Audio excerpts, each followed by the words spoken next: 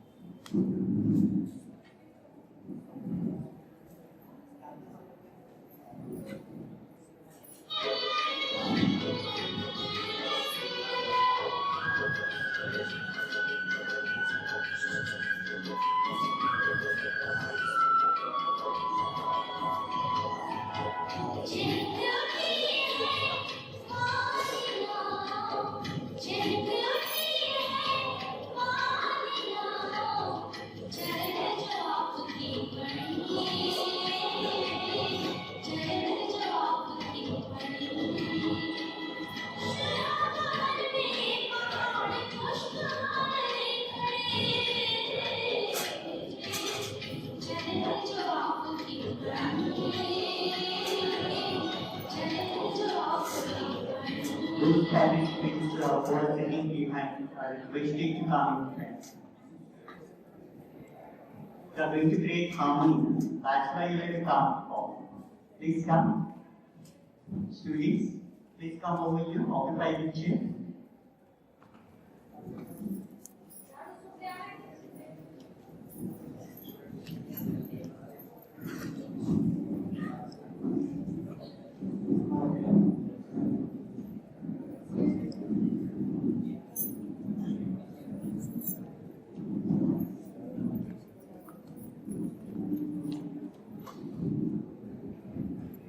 There are 2 rows which are left behind. So come forward. Here there are the 2nd and 3rd row is there. Please come.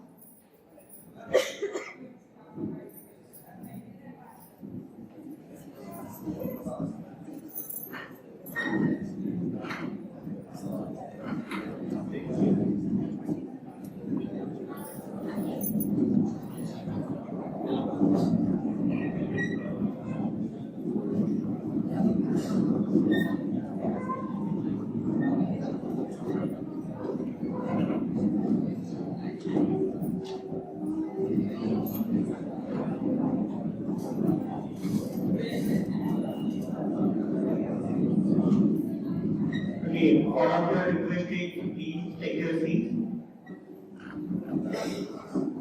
Welcome, welcome, welcome. A very warm welcome to all of you. In the colors of knowledge, the world of restitution, the blessings of Saint Dnyaneshwar Maharaj, it gives me immense pleasure, in fact, a great privilege, to extend a warm welcome to each one of you, to all our esteemed guests, distinguished visitors, special invitees, all the delegates who came here by traveling from various parts of Maharashtra, and all my dear student teachers, as well as all Varkari students. On behalf of MIT's Dnyaneshwar B.Ed College, Alandi, and Savitribai Phule Pune University, I welcome all of you to this momentous occasion of the inaugural ceremony of the state level conference on co-creating harmony in the universe through education, research, and spirituality. Please give full round of applause to welcome all our dignitaries, all in all.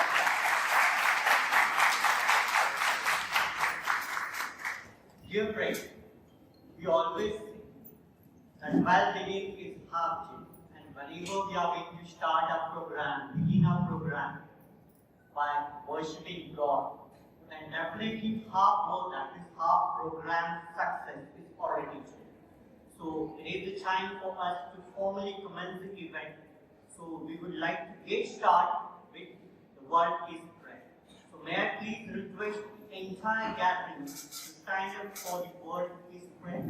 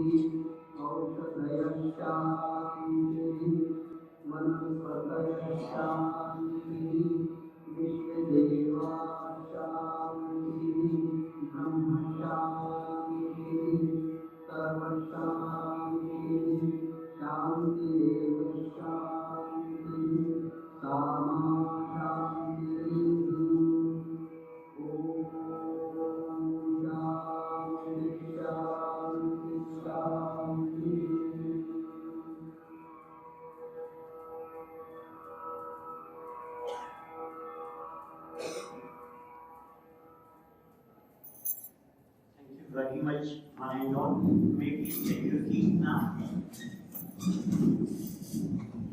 And it is category in this part of the world. And as an auspicious occasion, to divine blessings and that light especially to ushering in positive energy in our occasion.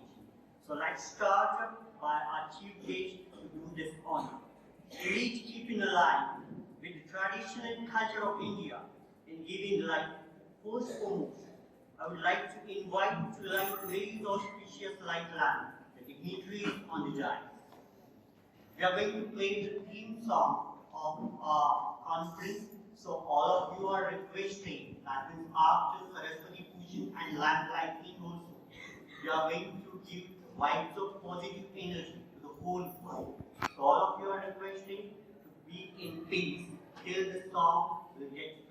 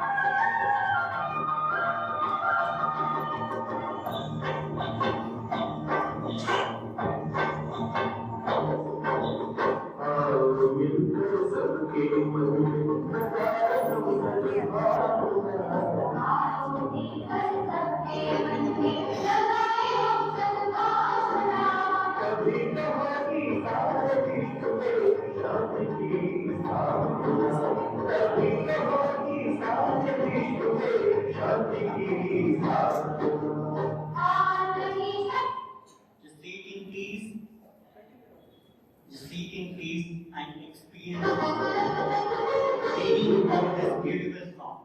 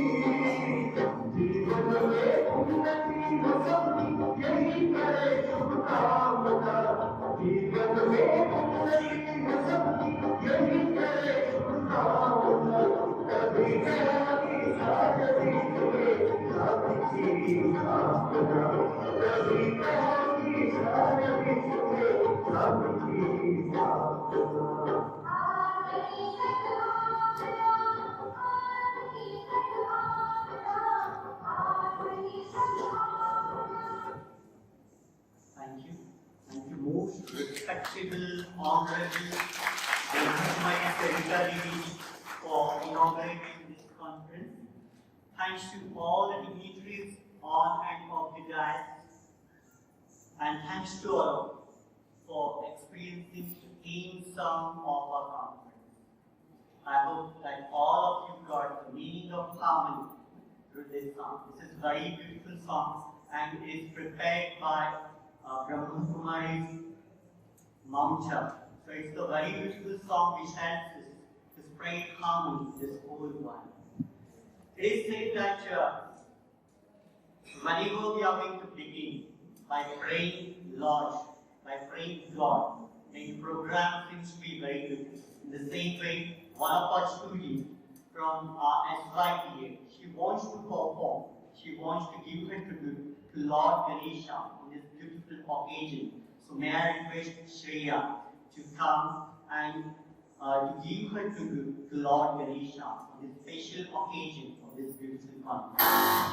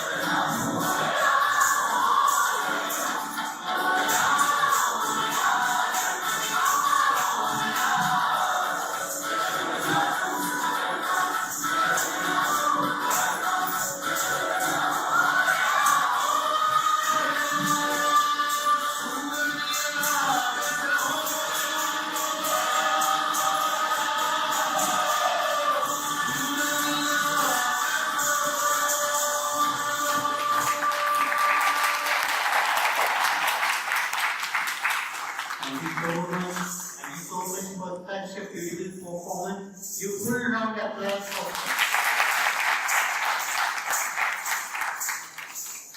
Today's conference based on harmony and spirituality. And because of this song, because of what is prayer, I think the whole atmosphere becomes so spiritual. And we are the part of spirituality. Because in each and every person there is spirituality. And we all are children of God. So, dear friends, you know this conference is a very unique conference. And just in this academic year, whenever there was Ganesh festival, our principals, me and some of our friends went to Brahma Kumari's headquarters for a small conference. Whenever he has seen the whole spiritual atmosphere, all the persons came from abroad. So at that time he made up his mind that why not we take the conference of harmony at our place. So because of this, we have organized this spiritual conference over here. And you know, our great president, Professor Vishwanath Karar, is a very spiritual person. He always tells everyone to be spiritual. So that's why, by combining all those things, we are organized here such a beautiful conference. You know, we know that each and every person today is behind man. Man has got each and everything with the help of science. But there is a question, can we get mental peace through science? We didn't get mental peace because of science. But whenever we will be spiritual, definitely there will be harmony in this whole world. And the whole world will be harmonized. So, this conference is based on the same thing, that we like to make each and every person harmonious. So, is the time to give welcome address. Unlike you welcoming everyone for the student conference, there is someone very special person today to welcome all of you. And who is that? Yes, indeed, to formally welcome all of you to giving us the gift of your presence here. This morning we have a special gentleman, and it's my privilege to introduce him to this gathering. Yeah. He is Principal Dr.Surendra Herkal. So without further delay, we are ready to welcome all of you with his official welcome address. Please join me in welcoming collection Principal Dr. Surendra Herkal.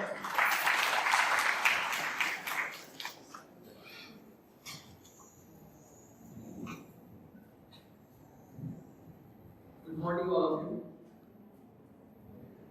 On behalf of MIT Dnyaneshwar B.Ed College, I welcome the speakers, guests, dignitaries, Warkari students, and student teachers who have come from different parts of Maharashtra to grace the occasion of 2 days state level conference organized by MIT Dnyaneshwar B.Ed College and Savitribai Phule Pune University. First of all, I like to tell you the founder president of MIT MITES, Professor Dr.Surendra Herkal, a great educational philosopher, has given his best wishes for this conference. Our executive director, Professor Swati Chade, has also sent her wishes for this conference. I am very happy to tell you all that in this conference or in this academic year, our college has got ISO 9001-2015. We are celebrating our 10-year jubilee this year. We have adopted this theme of harmony because I was really inspired when I visited Brahma Kumari's headquarters Mount Abu for the conference. There only I decided to keep the theme of harmony for this spiritual conference. It is the need of universal this stage. We are very proud to have a eminent holy personality as a chief guest, Honorable Brahma Kumari Sarita Devachi, among with us. We are privileged that she has given her valuable time to inaugurate this conference. So please give a full round of applause for this.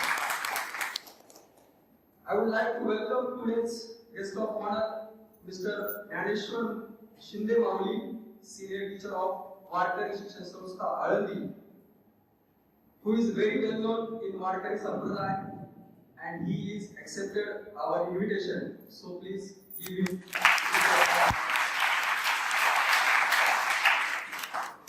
I also welcome today's special guest, Dr. Herkal, Principal of Adarsh Comprehensive College of Education and Research and Microbiology. I also welcome today's chairperson of this inaugural function, Dr. Surendra.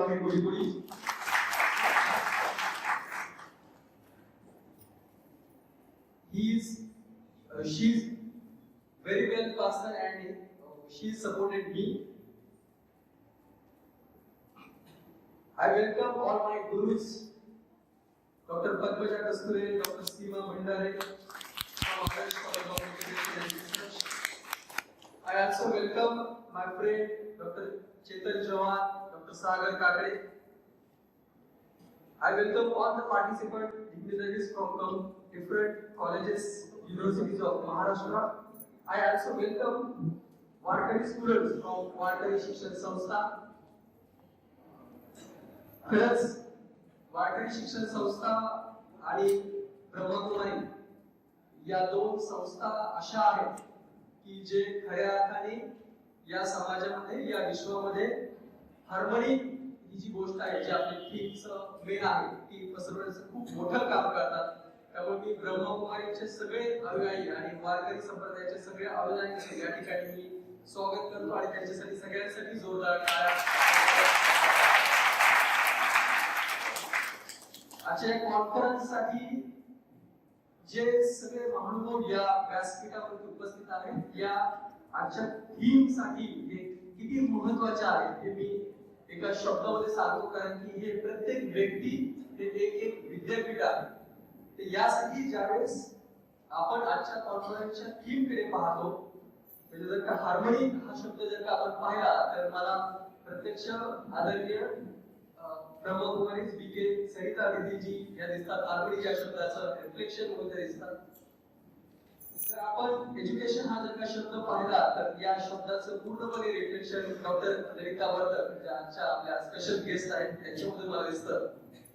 आपण जर का research हा जर का शब्द पाहिला तर त्या शब्दाचं पूर्णपणे रिफ्लेक्शन डॉक्टर आसावरी भावे गुडीगुडी यांच्यामध्ये मला दिसून येतं. आणि आपण जर का स्पिरिच्युअलिटी हा जर का शब्द पाहिला तर त्याचं पूर्णपणे रिफ्लेक्शन हे शिंदे माऊली यांच्यामधून मला दिसतं. एक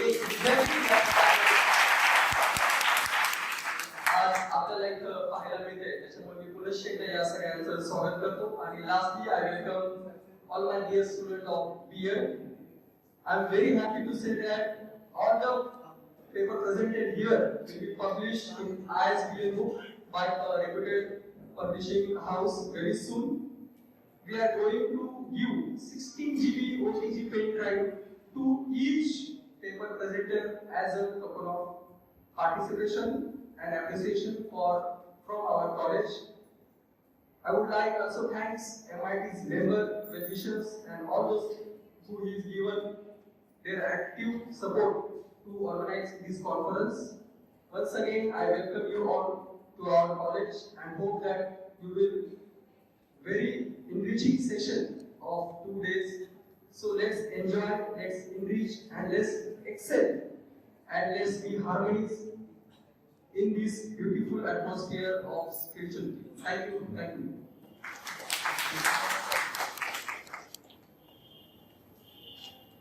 Thank you so much, Dr. Surendra Herkal, for that very, very sincere welcome address and heart-touching words.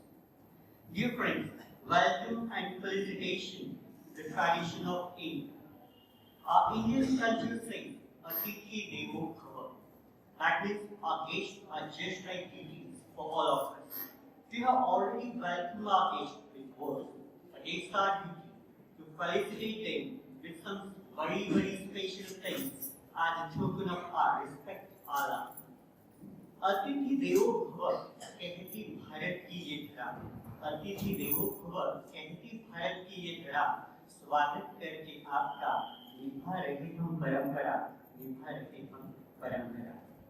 Today we have a very great personality with us, the chief guest of today's conference, Brahma Kumari Sarita Devachi, senior Rajuga teacher and in charge Brahma Kumari Upanagar Pune, for whom I remember one Hindi quote, हृदय से छलकती जिनके प्यार की गंगा, मुख से छलकता जिनके संतुष्टता का तेज, दिल से निकलते जिनकी शुभ भावना के तरंग, ऐसी हमारी प्यारी दीदी जी ब्रह्म कुमारी सरिता.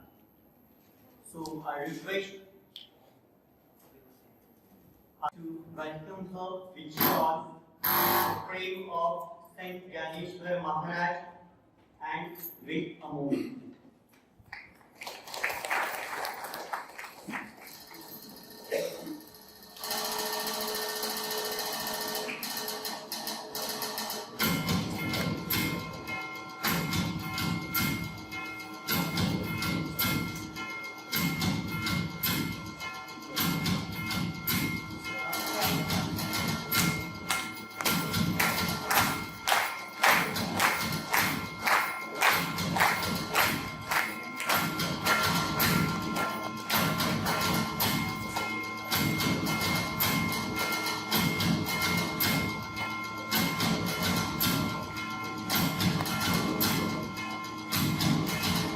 Very much honorable chief guest Brahma Kumari Sarita Devachi.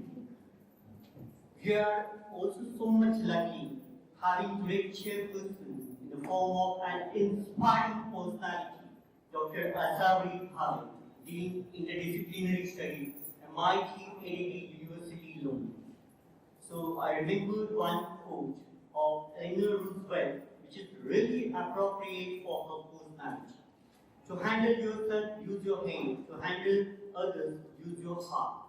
So, may I request our co-convener, Dr. Arpita Bhatt, to felicitate great chairperson, Honorary Dr. Asawari Bhave.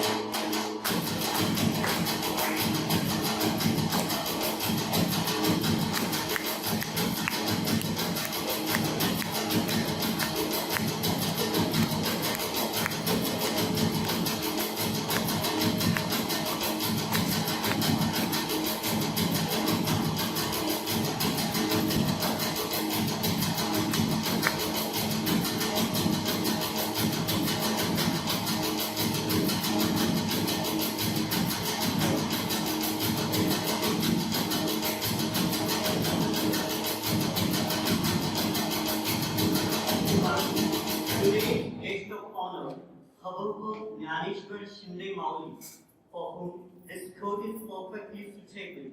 Narapam durlabham loke vidya tatra sudurlabha shilancha durlabham tatra vidastra sudurlabham. To take birth in the human race is a great gift, wherein to obtain knowledge and wisdom is hard. Further, to have a noble character is harder, and living life of modesty is the hardest. May I request our principal, Dr. Surendra Herkal, sir, to felicitate today's guest of honor, Dnyaneshwar as a token of our respect.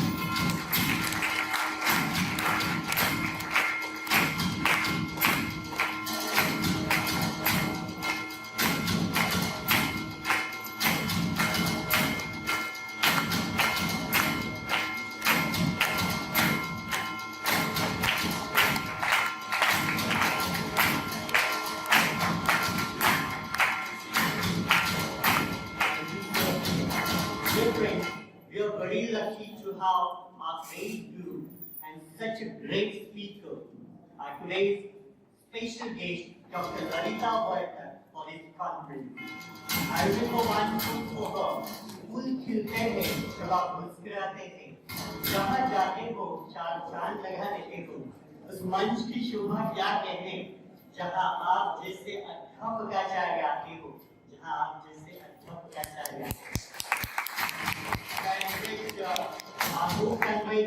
Dr. Herkal to welcome Dr. Herkal.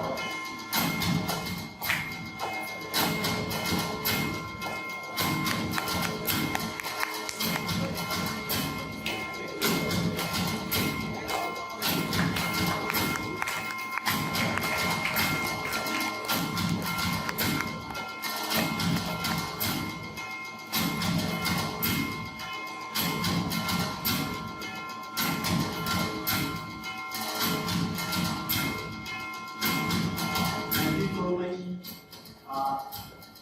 One of our friends, that is, we all go studying in MIT at University of Pune. So, Dr. Chetan Chauhan is here. May I request Dr. Surendra Herkal to welcome Dr. Chetan Chauhan.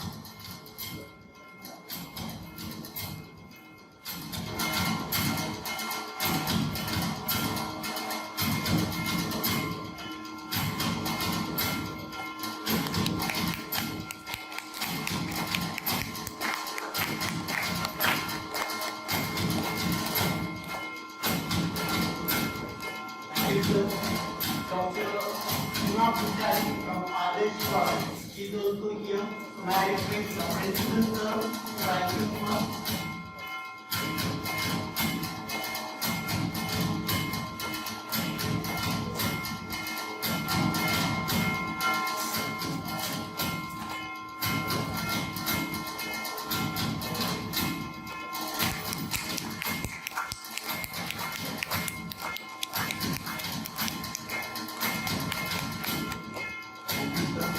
I request Dr.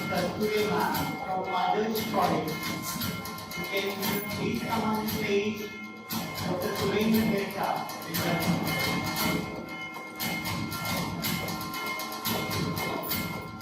Dr. Surendra Herkal is also here.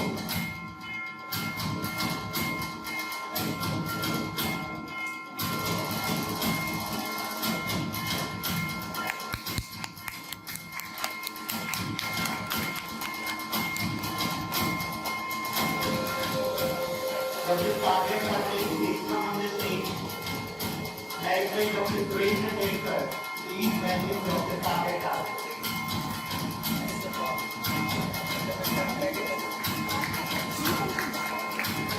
I think there is further thinking that on that beautiful round of applause for all of you.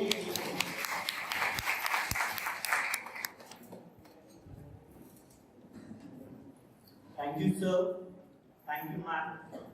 Dear friends, today's education makes us B.Ed, very important person. But spirituality tells us different concept of B.Ed. That is, values in personality. When we include values in personality, then our life becomes so ideal, which is very much necessary for harm. So on this beautiful day, make yourself B.Ed to make this world harmonious. Now, may I request a man of word, a man of action, and a man of character, our today's guest of honor, Habaka, Dnyaneshwar to wish for this 2 days conference and to guide all of us. Dnyaneshwar Shindemau.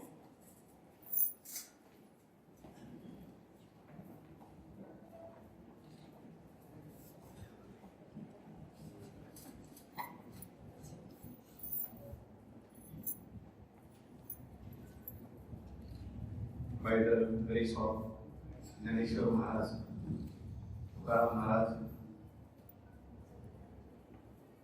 in this holy land of Alandi,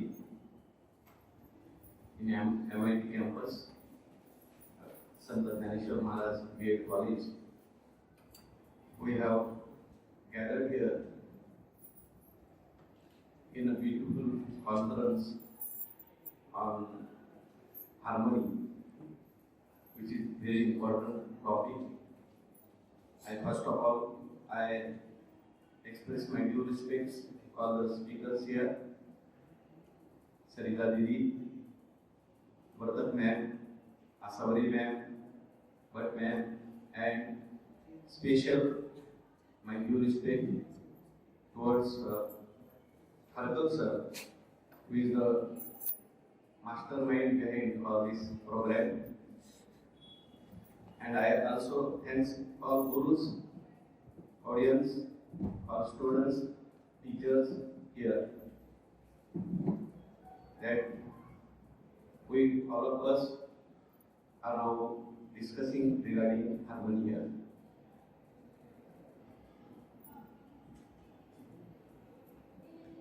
Our grand guru, Professor Surendra Herkal, used to say that teacher is a very important factor in the prosperity of the country. He used to quote one sentence of philosopher Martin Luther, that Martin Luther says, the prosperity of the country is not depend on abundance of revenues, nor on the strength of its fortification, nor on the beauty of its public buildings, but prosperity depends on cultivated citizens in the country, as well as men of education, its teachers, and enlightenment and character. This is the real strength of the country. So our conference is in front of all the teachers, and this is very important thing. Now we are listening, talking. We are going to listen about harmony, which is very important topic. Our Vedas, scriptures, and saints, they have mentioned this harmony principle. That is Vasudhaiva Kutumbakam. That is already mentioned. Same thing, Dnyaneshwar Maharaj also number of times he has expressed in Dnyaneshwari, हे विश्वची माझे घर, ऐशी मती जयाची स्थिर, किंबहुना चराचर आपण जाण. The whole universe is our home. Means one ideal man can always think that way. That whole world is my home. Not only this, he said further that whole universe is myself only. हे विश्वची माझे घर, ऐशी मती जयाची स्थिर, किंबहुना चराचर आपण जाण. So that type of thinking can lead the perfect harmony all throughout the universe.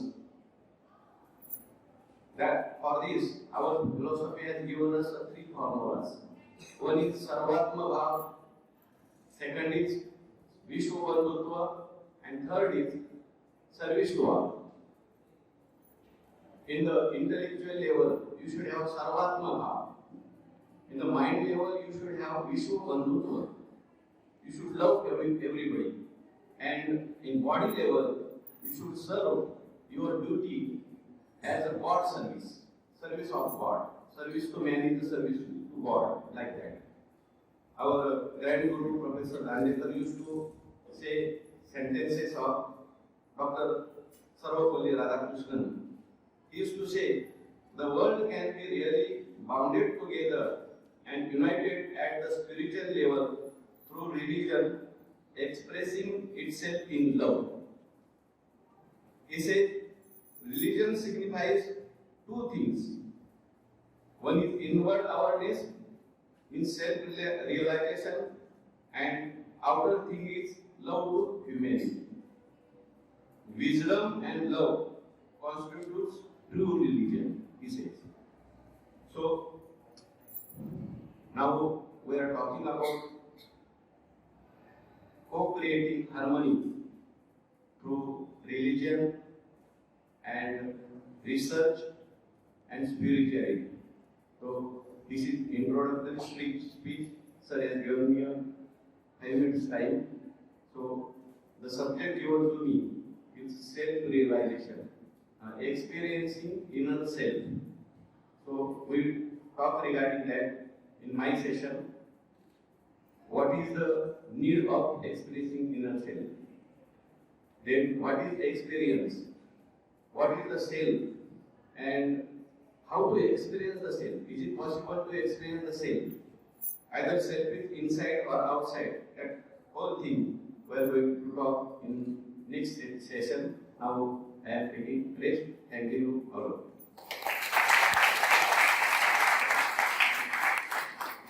Thank you so much, Dr. Dnyaneshwar. You told us you have revived Vasudhaiva Kutumbakam. Likewise, whatever he said, the Santa Dnyaneshwar Maharaj also said once, the whole world is art. So thank you so much, Dr. Dnyaneshwar, Shinde Maharaj, Shinde Mauti.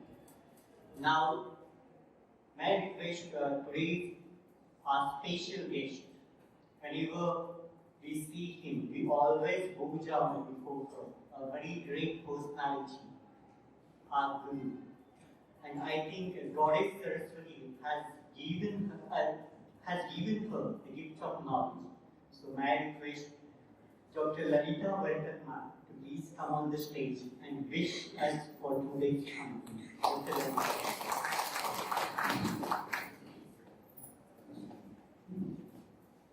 A very good morning to all the honorable dignitaries on the dais, off the dais, and my dear friends and friends from the Varkari Sampradaya, because we have become friends today. At the outset, let me extend my heartiest wishes for this 2 days conference to the college, to the principal, Dr. Surendra, and I wish it all the success. This conference has made me think a lot. The basic theme itself has made me think a lot. And it also reminded me of one of the stories about Lord Buddha which I had read. So, I'll be telling you that story. Once Lord Buddha was traveling with few of his followers, and while they were passing a lake, Buddha told one of his disciples, "I'm feeling thirsty, so do get me some water from the lake." The disciple walked up to the lake, but at the same time, a bullock cart was passing through the lake. And as a result, the water looked very muddy.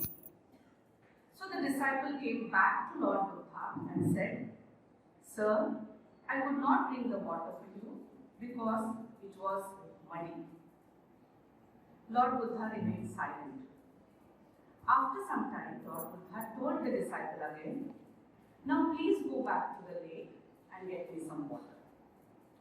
This time, when the disciple went back, he found the water was steady and all the mud had settled down. So the water was crystal clear and he could gather water for his master, the Lord Buddha. He came back with the water and offered it to Lord Buddha. It is at this time that Lord Buddha said, "See what was required to make the water clean? Just give it some time." The same thing happens with our mind. Our mind is clogged and full of clutter, which makes us lose all the clarity around us. What we need to do is let our mind settle down, think, become calm. We will definitely reach towards the peace. So, have peace within you. You will experience harmony. I think if we are able to take this with us, we would be giving the credit to this entire state conference which has been organized by Dr. Surendra and his team. Once again, thank you, Surendra, for inviting me, and I extend my warm wishes for the seminar. Thank you.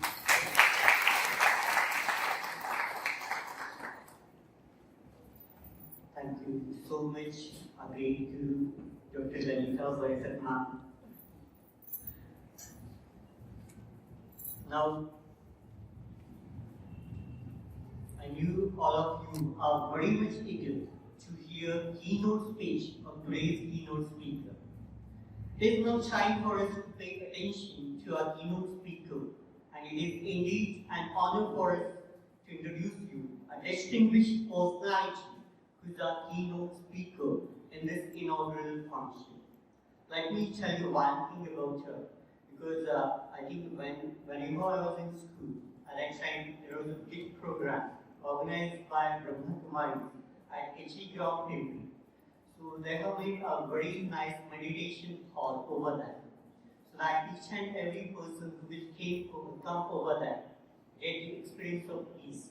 So at the same time, she taught me how to teach meditation. Remember how to teach meditation to the persons who will come to that meditation hall.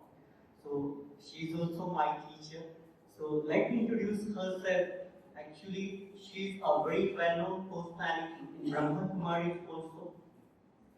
Her name is Brahma Kumari Sarita.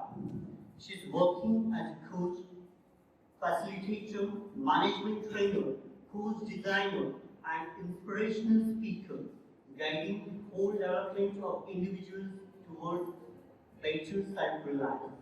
She holds MBA in HR and PG diploma in value education and spirituality.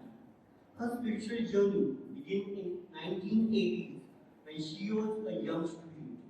She possesses deep insight of meditation, and her love-filled approach have motivated numerous souls to reevaluate and reshape their attitude.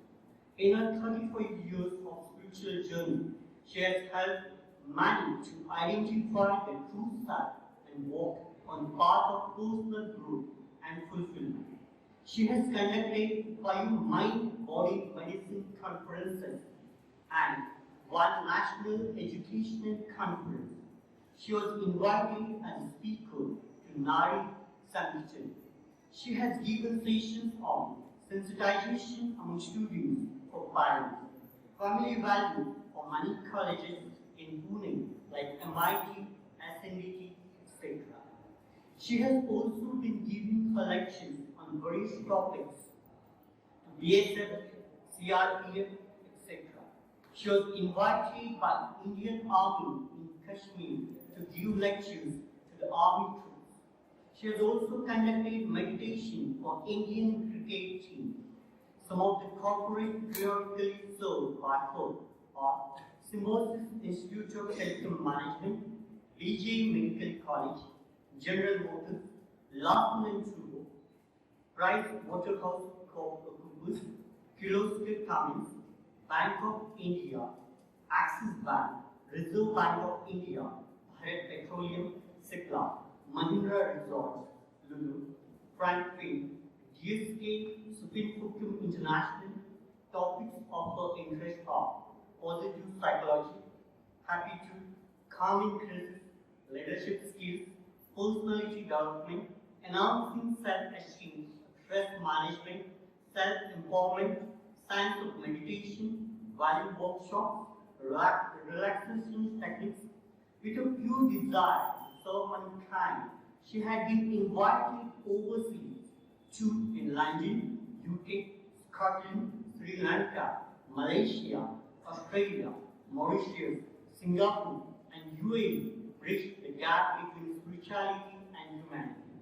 Just now, she has visited New Zealand, where she conducted 4 programs for professional women and 4 Traces of Women. So, dear friends, with such a glittering and outstanding set of achievement, it's my honor to introducing her. So please put your hands together and welcome to the lecture, Brahma Kumari.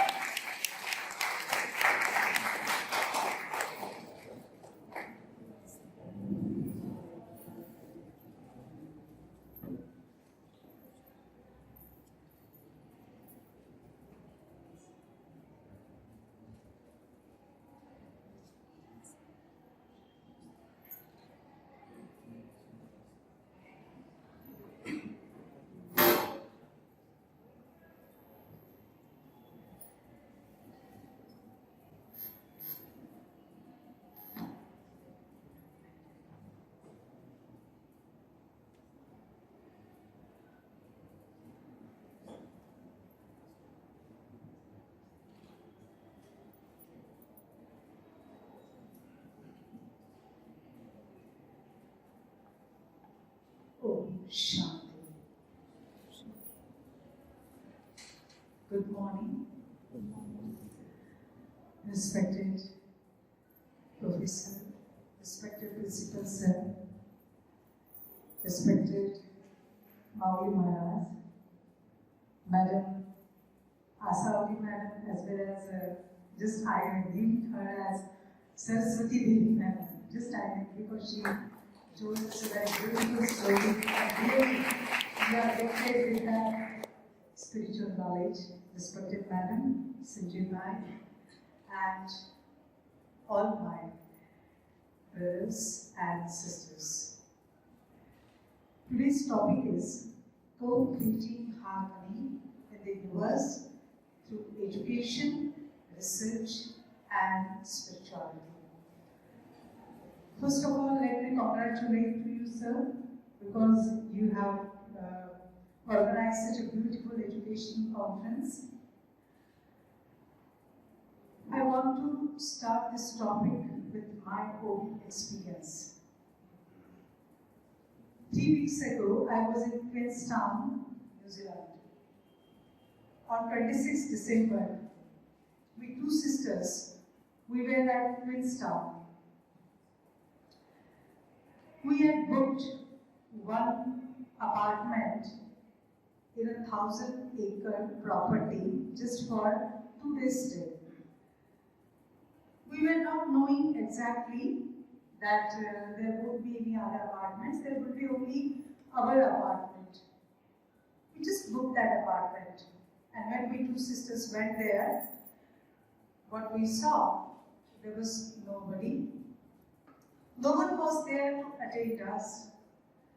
There was only one villa, and we were given instructions on the email that the key is kept on the doorstep, and yes, you are most welcome, and you can use this house.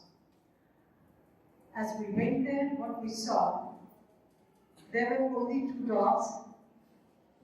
In villa there was no one, and in that 1,000 acres of jungle, only that one apartment. So we two sisters, we just got scared, and we had a thought, how we can spend 2 days here? And we just thought, let us call to that manager that sorry, we are not ready to stay here and we want to cancel. We want to cancel our stay here and we would like to go to any other place. The thing was, there was no phone call. We were asked to communicate only through email. So on the email, I sent message, we are very much scared of, because we are only 2 ladies, there is jungle and 2 dogs are there. What will happen if we are going to stay for 2 days? What about our security? The answer, our email was replied, don't worry, this is our country, New Zealand, where everyone is very safe. There are dogs, but our dogs are also very friendly. They won't bite you, they won't bark at you, and in this 1,000-acre property, no one will enter here, feel as your home, enjoy your stay. You are here, fully secure, fully safe, happy stay. And yes, as we are Indian, so that was Indian mindset. How we 2 ladies can stay there for 2 days? But as soon as our mail was replied, we said, okay, let's take a chance. And really, we stayed there 2 days, fearlessly, independently, with the dogs which were very friendly with us, The 1,000-acre property, it was like our property, and really we enjoyed that happy stay. Brothers and sisters, that was the harmony. That was the happiness. That was the fearlessness which we experienced there. And yes, today the coincidence is I am speaking on the harmony. We are going to discuss about harmony. Can we have this type of harmonious atmosphere in the universe, in our country, in our state, at our place, where ladies can move around fearlessly, where even the animals are so much influenced by that harmony that they don't dare to bark. They are also friendly with you, where we can trust each other without knowing each other, whether we respect each other. That is called harmony. Today, what is the picture of our country? Today, what is the scenario of our country? Students are on the strike. Somewhere, teachers, principals, professors, they are afraid of students. Our girls, women, they are not safe. Girls are not safe even at homes. One girl is being sold for 7 times in a week. 3 girlfriends, they are murdered by their boyfriends just because they refused their marriage proposals. What is this picture? Here, our country is blessed with population. This country is blessed with so many different religions, so many different languages. But what is today's scenario? Where is harmony? Is it only in the books? Is it only in the, one can say, mantras, arti, shlokas, that's what? Where is harmony? And yes, for that, we have to understand what is harmony. What do you mean by harmony? Harmony is sadbhavana, good wishes, pure feelings for each other, pure feelings for everyone. Harmony is called as wholeness, unity. Whatever I think, whatever I say, whatever I do, that is wholeness, that is unity. So people can trust me.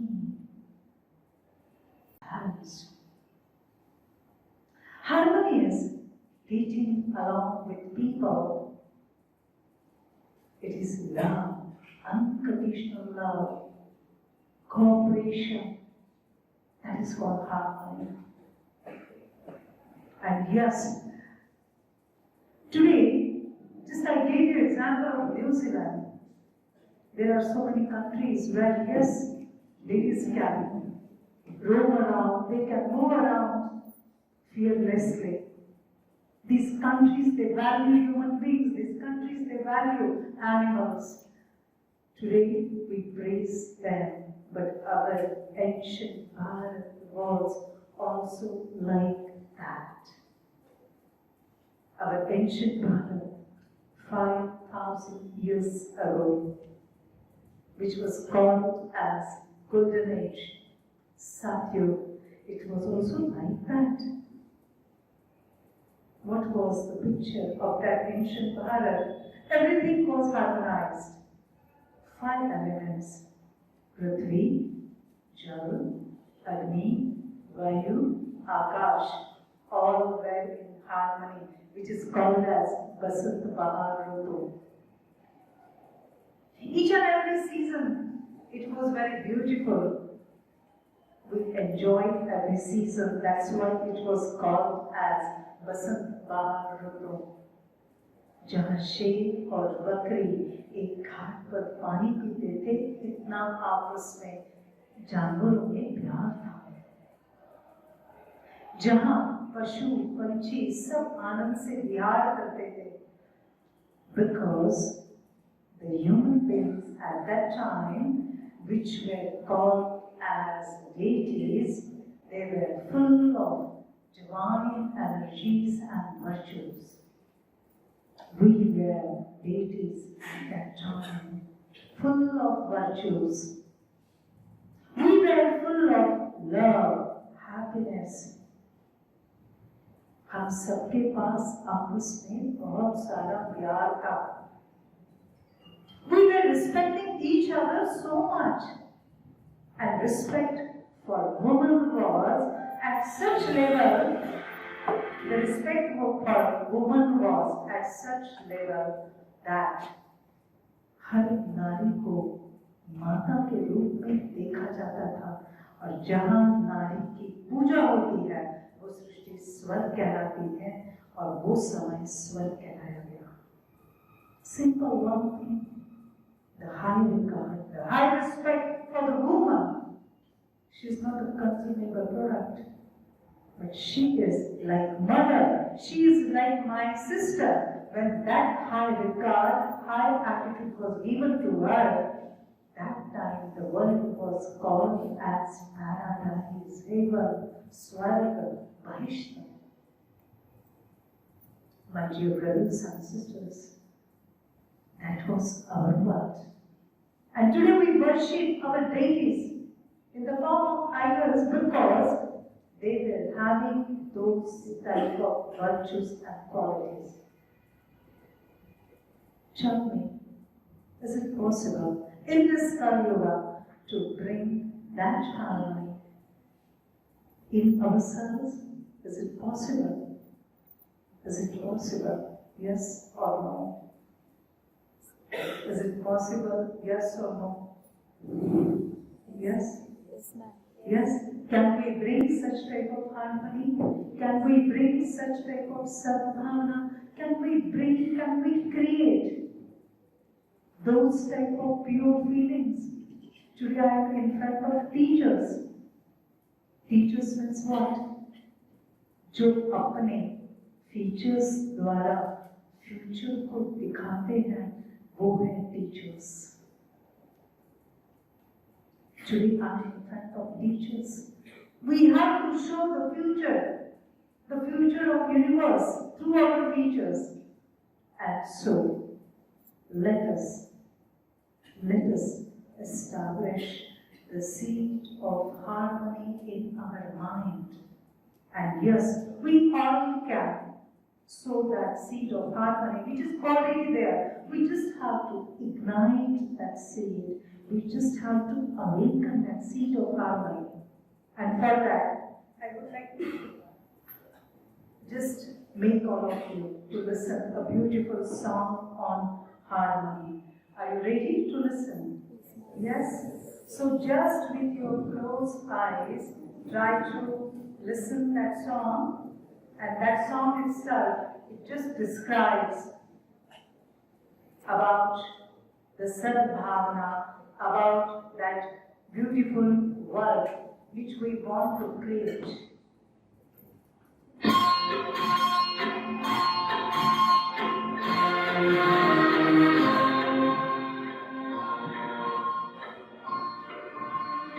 Just listen each and every single word of this song.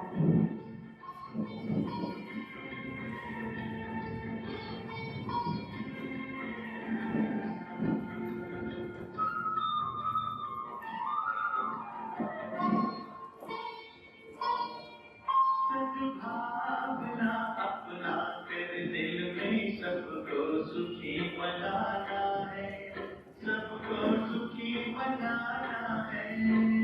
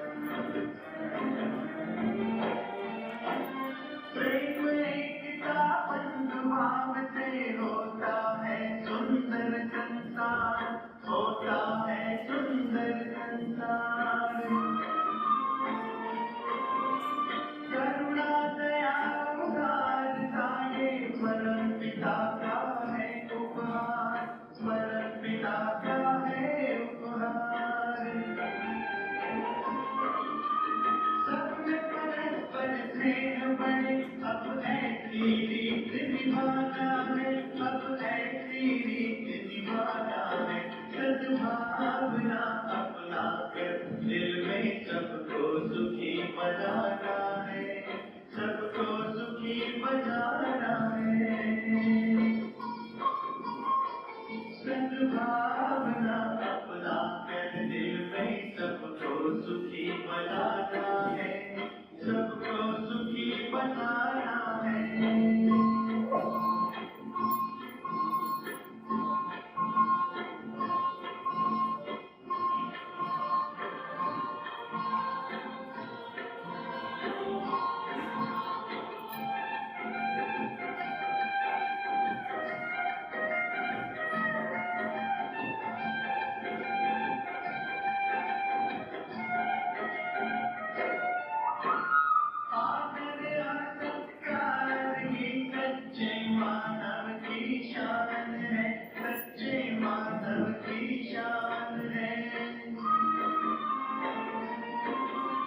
क्षमाशील पर शांति देना जीवन की मुस्कान है, जीवन की मुस्कान है। राग द्वेष से रहित जगत अब हमको यहाँ बनाना है, अब हमको यहाँ बनाना है। सद्भावना अपना कर दिल में सबको सुखी बनाना है, सबको सुखी बनाना है। सद्भावना अपना कर दिल में सबको सुखी बनाना है, सबको सुखी बनाना है।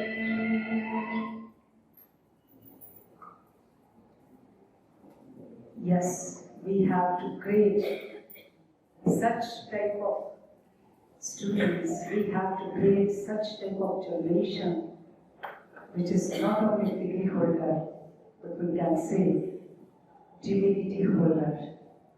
We have to create such a harmonious world. And for that, here is the role of education starts. Our schools, our colleges, they should be not only creating the degree holders, but they should give the training of the values. They should give training of values in such a way that the mind of youths, they will become so strong that they are able to face any kind of refusal, rejection, failure. They will be ready to accept it with peaceful way, not in a revengeful way. We have to prepare such type of mindsets. We have to prepare our youth, our students in such a way that yes, they can respect each and every human being on this earth. From each and every caste and creed. That's the important thing.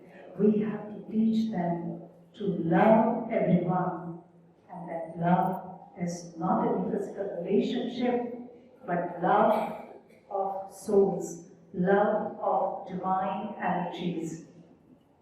And that's how here is the role of school and colleges starts. What should be the roles? In our school and colleges, we give lots of importance on our academic knowledge. But besides academic knowledge, I think there should be workshops, and these workshops should be based on virtues, values, powers, life skills. Let our students reflect on each and every virtue. Let them feel what is peace. Let them explore that peace. Let them experiment that peace. Whenever anyone gets angry, how you can make your mind peaceful. How you can keep your mindset calm and cool, even the things are not as the way you want. That is called research. We have to create such type of experimental techniques that students should be able to experiment all those when they are learning in the schools and colleges, because values should not be just the theory part, they should become the part of our personality. Today what has happened? We are behind to complete our syllabus. We are shortage of time. We just want to finish the syllabus. Yes, we are generating degree holders, but we are losing the divinity and the humanities, and that's why today is this scenario where there is fear, negativity, anger everywhere. Our youths, our generations, they have become very reactive. They are not able to handle their mind, they are not able to handle their emotions. There is emotional weakness, there is mental weakness, and here the role of spirituality begins. What is the role of spirituality? Which is our religion. Spirituality, it just gives us the beautiful introduction of the self. It teaches us, you are not only a human being, but you are a beautiful divine energy. And that divine energy is full of love, peace, happiness, purity, power. This spirituality, it just throws light on our real introduction that this whole world is drama. We all are beautiful actors. We are not only actors, besides actors, we are observers. Yes, but that reminds us of we have to play our each and every role in the best manner, but in our life, there are some battles, there will be some battles where you just have to observe, where you just have to become non-judgmental. Just be patient. Just Madam told us a very beautiful story of Lord Buddha. Yes, let the time pass away. All battles don't require your energy, your thought, your time. Some battles, they can be won just with silence, just with patience, positivity. That is the spirituality. Yes, we have to understand this thing.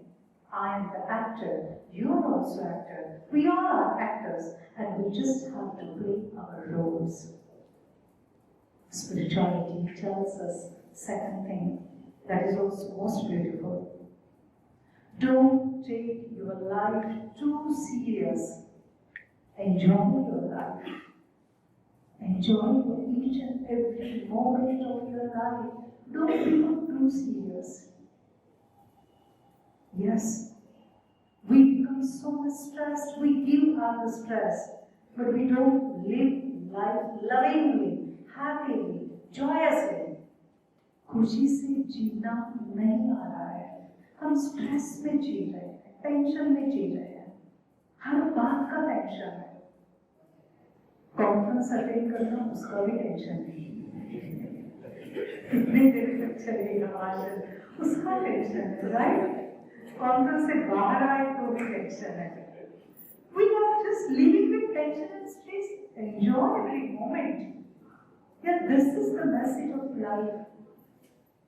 Harmony means what? Harmony means we are living in a peaceful way, in a loving way, in a joyous way. That is called harmony. And that harmony starts with the self. जब मैं खुद के साथ सद्भावना से जीती हूँ, तब मैं इस विश्व के साथ सद्भावना से जी सकती हूँ. So let me create that harmony inside me. Don't take tension on small things. Third beautiful thing, and what is that? Make the statement, mission statement of your life. My life is inspiration to the world. My life is inspiration to the world. Yes. So let me create each and every thought in a very positive way. Because my each and every single thought, it affects the whole universe. I am part and parcel of this universe. This universe is my family. Every human being on this earth is my family. मेरा परिवार है. मेरी एक thought सारे विश्व में फैलती है, उसके वाइब्रेशंस फैलते हैं और वो वाइब्रेशंस वापस मेरी तरफ आते हैं. So let me create the thoughts of peace, love, harmony, happiness at every moment, because they are going to come back to me. They are going to affect the whole universe. If I want to create this universe, a harmonious family. So let me start from myself. हमारी dictionary के शब्द, हमारे मुंह के बोल में आज ये शब्द हमें ऐड करने चाहिए. सद्भावना, गुड विशेष, सच्चा प्यार, एक दूसरे को सहयोग देना, शांति, प्रेम, आनंद, हमें इन शब्दों को बार बार यूज करना चाहिए. The more we use these type of words, automatically the energy which will be created, that will be more of harmony, that will be of energy of positivity, that will be energy of whole universal family, Vasudhaiva Kutumbakam. We have to use these words more often. Yes, for that, what we are supposed to do, very important. Live your life with joyously. Again and again, I'm telling you. Because when I went to there, and when I saw people, they say, oh, our New Zealand people, they are very happy people. I said, how come? See, 5 days we work, but 2 days we enjoy. But 5 days also we work in a very beautiful way. We don't take stress, we don't take tension. Today we have to teach ourselves, we have to teach to students.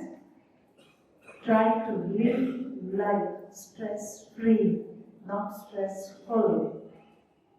छोटी-छोटी बातों का tension लेना छोड़ दो. अच्छी तरह से जिंदगी जीना सीखो. अच्छी किताबें पढ़ना सीखो. रोज एक्सरसाइज करो.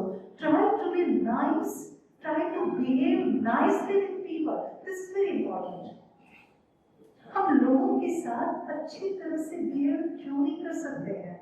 What is the problem? हम लोगों के साथ अच्छी तरह से बर्ताव करना शुरू करें और एक दूसरे को सहयोग देना शुरू करें. And see the result. What type of positive energy I am going to generate. और जब ये एनर्जी तैयार हो जाएगी ना, ध्यान में रखना, automatically a world will be created. World is who? World means I, you, everyone. We all are world. We all are part and parcel of this universe. So it's our duty, it's our responsibility to create such type of beautiful, loveful, peaceful world. And of course, अच्छे कर्म करने के लिए हिम्मत लगती है और चाहत भी लगती है. लेकिन वो हिम्मत और चाहत कहाँ से आएगी? When I will sit with myself, when I will have a very positive self-talk, very positive self-talk. When I will teach myself how I am going to face this problem with positivity, with power. Yes, I have inner strength, but how I am going to create that type of mindset? Because mindset is the biggest asset in this world. Everything depends on your mindset. So I have to shape my mindset, and yes, I can create that type of mindset through meditation, silence, reflection. And spirituality teaches us that beautiful meditation which is inner journey, a beautiful inner journey. And that inner journey, it just tells you, that inner journey shows you the real me which is inside you. And that real me is a sparkling, shining, divine energy, a star which is of peace and love which resides here. That beautiful energy which says to us, this body is just my costume which I have put on to play different roles on this earth. This is temporary. My religion is temporary, my role is temporary, my relationships are temporary, but I am permanent. I am permanent. And yes, that meditation, it just helps me to touch to core values which are hidden in me. Second, meditation really helps us to connect with the source of those virtues and values, and that source is Paramatma. That source is called as Supreme Father. That source is called as Parameshwar, Godfather, who is just divine point of light. When I connect myself with Him, who is ocean of love, who is ocean of power, who is ocean of bliss, automatically that spiritual energy will just start to flow into my soul, into my mind, and it will take the form of physical energy. And when I will come into action, I will start to radiate that physical energy into all my actions. And of course, this world will start to become little harmonious. So my dear sisters and brothers, harmony starts from the self. Our Dadiji, the chief of Brahma Kumaris, beautifully said, what is harmony? She said, harmony, mana, sadbhavana. Harmony, mana, maine aapse haar manti. That's harmony, no problem. Maine aapse haar mani. Okay, no problem. You are good, no problem. Yes, that is called harmony. अपने अहंकार को अपने रिश्तों से छोटा करो. अहंकार से भी बड़ा मेरा रिश्ता है, इसलिए मेरे हाथ मांगे. That is called harmony. We have to learn these small things into our day-to-day life. और ये सारे values हम सभी के अंदर आते हैं through meditation, even tonight. And if we practice meditation at first daily for 20 minutes in the morning, 20 minutes in the evening, you will automatically experience that yes, your thoughts are changing. Your energy of your mind is changing. You will feel that yes, nowadays, I have forgotten to react. You will say, I have forgotten to react. Yes, nowadays I have realized that I can be patient. Yes, I can speak in a loving way. My tone has just what can say, it has gone down. Earlier I used to shout and scream, but nowadays I have become peaceful. And even people around you, in your family, they will also realize, oh, nowadays there is a smile on your face. Anything you found? Okay, yes, automatically everyone will realize. Because whatever is inside, that is reflected through your face, through your vibes. So let us create that harmony from the self, from the within. It is not only the part of education, it is not only the part of colleges and universities and schools. We, everyone here who is seated here, itself is a school, itself is a university, itself is a college. Let us start from today and see miracles will happen. When you will put as much as energy on this positivity, as much as you put on your fears, miracles will happen. Let us together put this energy only on these words. Harmony, sadbhavana, sadbhavana, beautiful things. And for that, I would like to take you on that beautiful journey of meditation. I would like to conclude this session with a meditation. Are you ready? Ready? Yes. With full attention, I'm going to just play one relaxation music. Just sit in a relaxed way.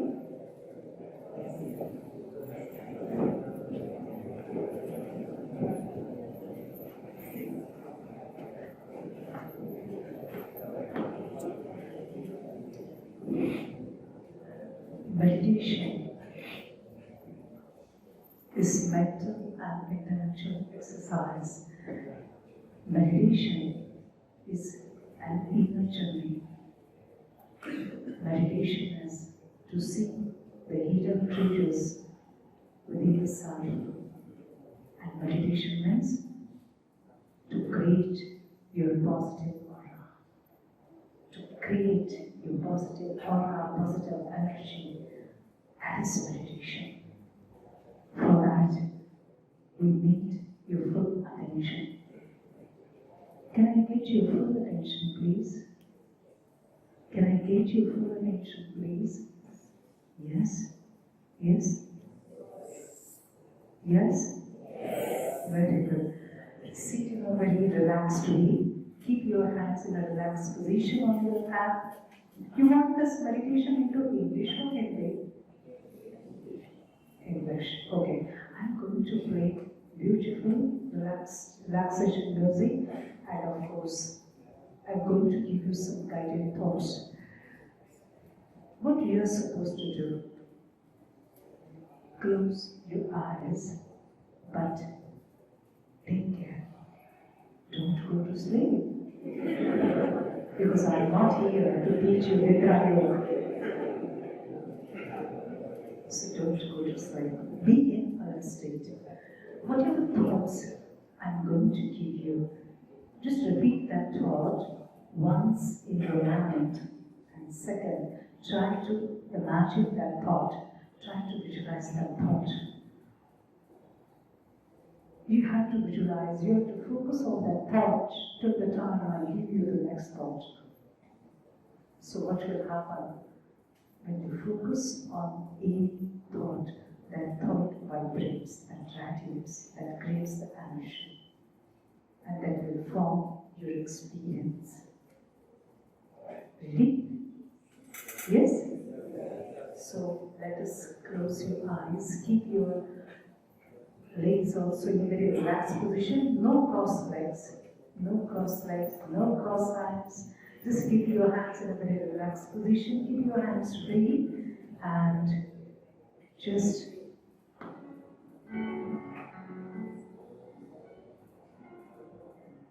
pay attention on your breathing. Close your eyes. Give yourself a beautiful thought. I am inner journey.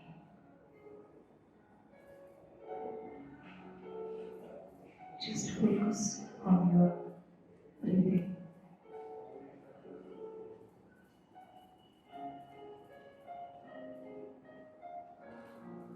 Just observe the rhythm of your breathing.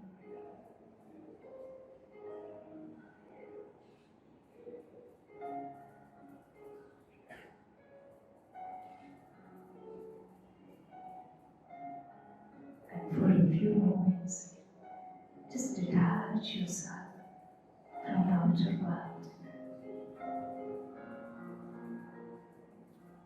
and just enter your inner world. Inner world of thoughts, emotions, feelings.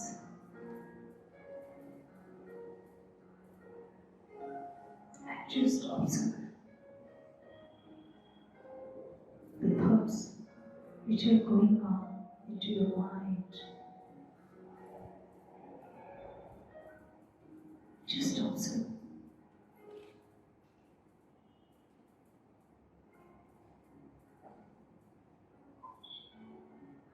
Don't say anything, just observe.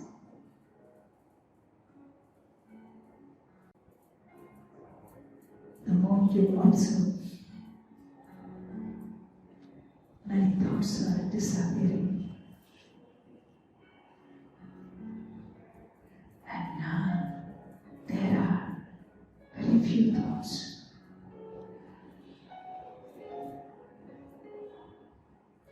Now just ask yourself, who am I to create these thoughts? Who is the master of these thoughts? The answer will come from within. I, the sparkling star, I am the creator of these thoughts.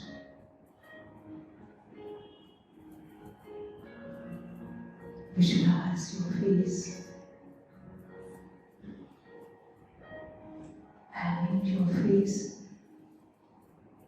see that tiny, beautiful, shining star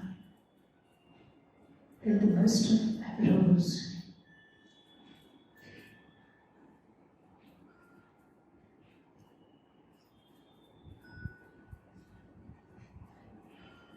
How that star is shining.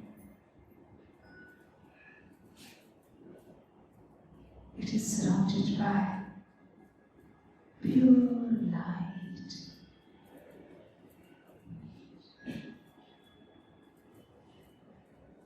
And now, just create positive thoughts.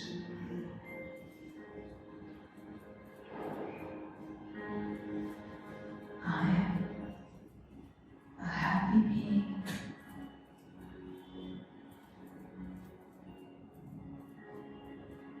I am the star of happiness.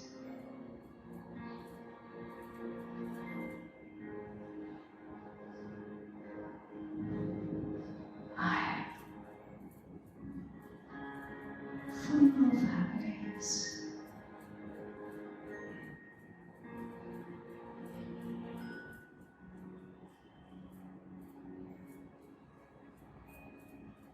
I have come on this earth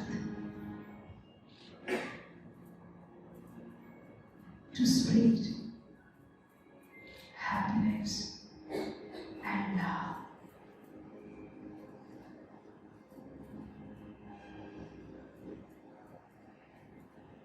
This body is just one question which I have put on to play my roles in this world drama.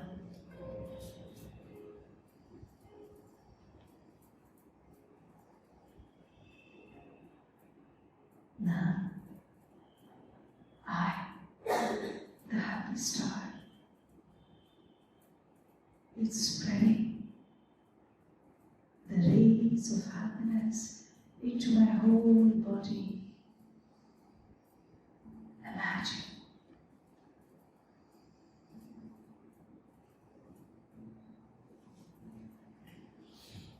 Imagine.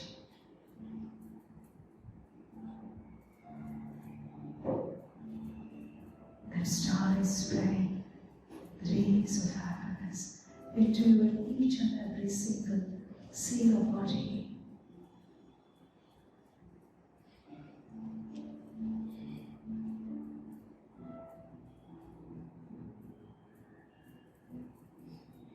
Now, my body is radiating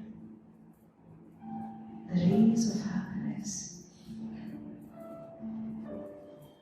and creating an aura around my body.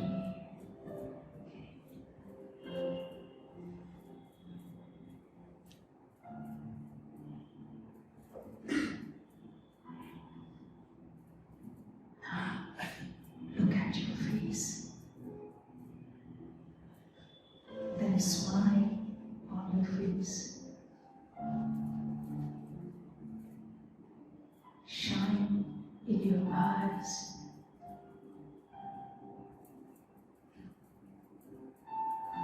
You are that aura. The aura of happiness. And now you're meeting people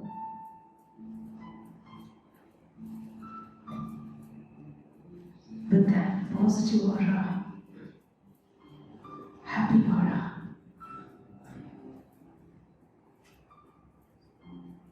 You are spreading the vibrations of happiness just like the sun.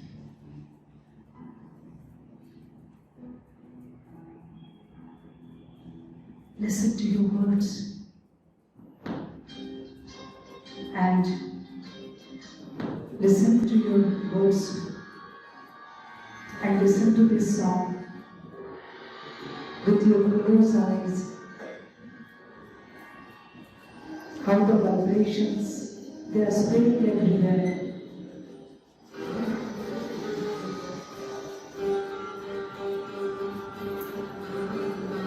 And you are spreading joy and happiness everywhere.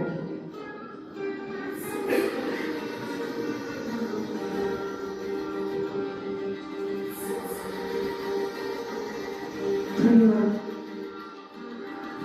aura, words, smile,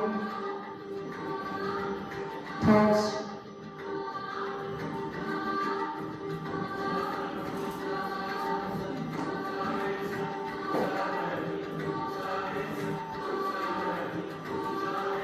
wherever you go, you are spreading that happiness.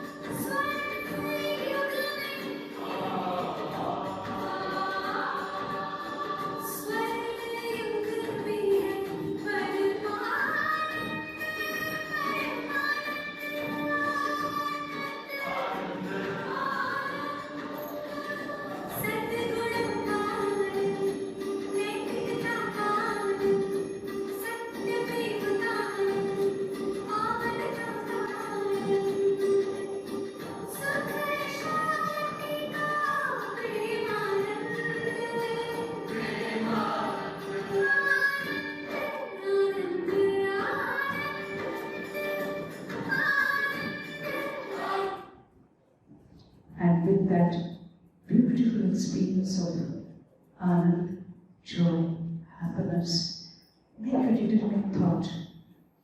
From today onwards, wherever I will go, I will just spread happiness around me, inside me, with that beautiful determination. Open your eyes with smile on your face, smile on your face, rub your palms, massage your face, and give yourself a big hand.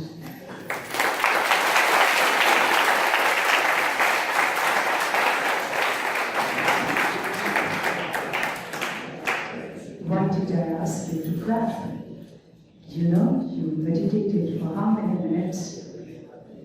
Almost more than 10 minutes. Congratulations. So, how was the experience? How was the experience? Very good. So you carry this experience with yourself and you all are from today onwards happy star. इस दुनिया को हमें सद्भावना से प्यार से भरपूर करना है. ये आप हम और सभी मिलकर करेंगे.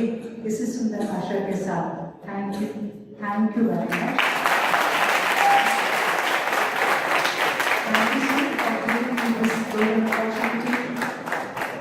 To share my views with these teachers and thank you, Sanjay. Thank you. Om Shanti.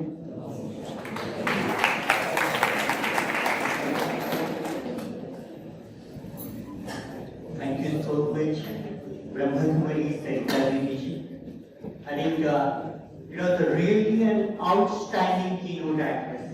So please, give full applause.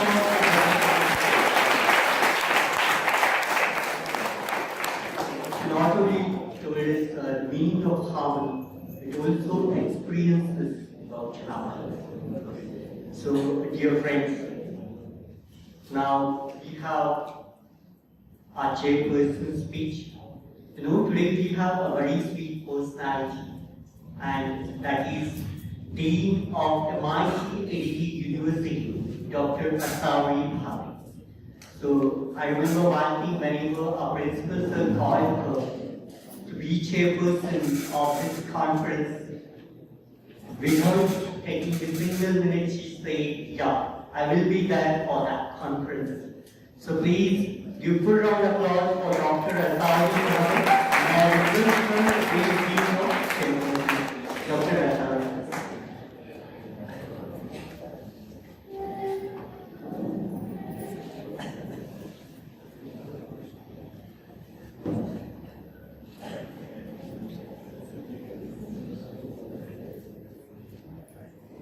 Respected dignitaries on the dais, my dear colleagues, friends, students, a very warm good afternoon to all of you. I suppose after what we have experienced today, through what Sanita ji has given us, the harmonious way of leading life through meditation, I suppose I have no words to express. Nevertheless, I'll just conclude this particular session with my few words. At the outset, let me congratulate the team MIT Dnyaneshwar B.Ed College and Dr.Surendra Herkal for organizing this seminar on a very important and imperative topic, co-creating harmony in the universe through education, research and spirituality. I'm going to tell you something about our founder president and what his vision is. Our founder president, Professor Dr. Vishwanath D. Kalar, a man with a great vision and insight, an eminent educationist, an accomplished teacher. He has always been a torch-bearer of world peace for the last 3 decades. It's a long time, isn't it? The very basis upon which the MIT group of institutions stands has emerged from the thought process towards sustainability in all human endeavors. And Professor Dr. Kalar has been envisioning and living whatever he says, he follows. That the education should be rooted in spiritual traditions of Indian civilization. According to him, the entire globe today is really witnessing and experiencing a real mind-boggling scientific and technological developments like artificial intelligence, machine learning, Internet of Things, web management on one hand, and there is total chaos, clashes, conflicts, terrorism, bloodshed, massacre in the name of caste, creed and religion on the other hand. There is a disregard for ethical, social, moral, cultural and ecological values. There is an indifference and I do not care attitude and culture amongst the youth today. He says that today there is a war between good and evil, sacrifice and greed, virtues and values and vices, tolerance and stubbornness. religious coexistence and fundamentalism, traditional time-tested values and quick gains and ego, and so on and so forth. The various issues involved are not only local, that is not only for our own country, but if you see, they're all global as well. And that is the reason why he says that educational institutions should be the center for knowledge, or he terms as temple for knowledge dissemination. And here he promotes universal education system embedded in spirituality, culture and ethos. I come to myself, I being a student of physics, when I talk with most of my student teachers, they say there is no relationship between philosophy, physics and psychology. And I think they're so wrong. Because whole philosophy concept, or the philosophy itself, has branched out into two major branches, and that is physics and psychology.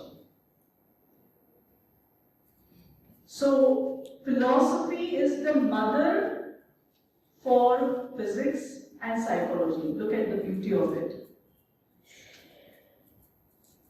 I am the firm believer that science and spirituality are not antitheses. They are in fact the two wheels of the same vehicle, or two sides of the same coin.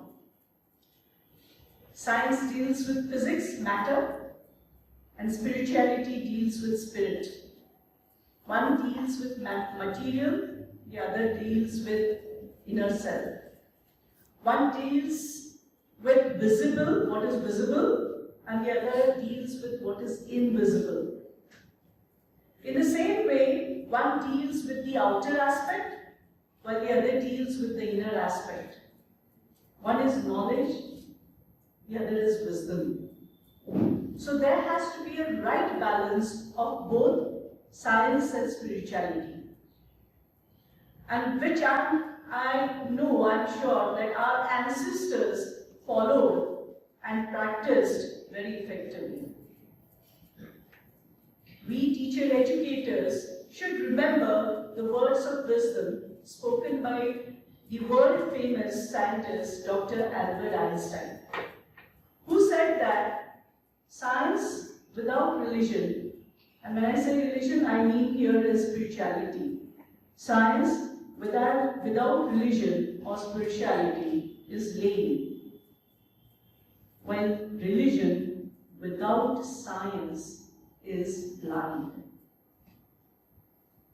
So I would like to conclude here saying that to meet the crisis the world is going through, the coordination of science and spirituality is inevitable.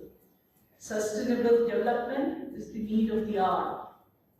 And let us remember that science cleans the outer self, whereas the spirituality cleans the inner self, which we have at present gone through the meditation that we did for just 10 minutes, and we are at so much peace and relaxation, in fact harmonious feeling that we are going through.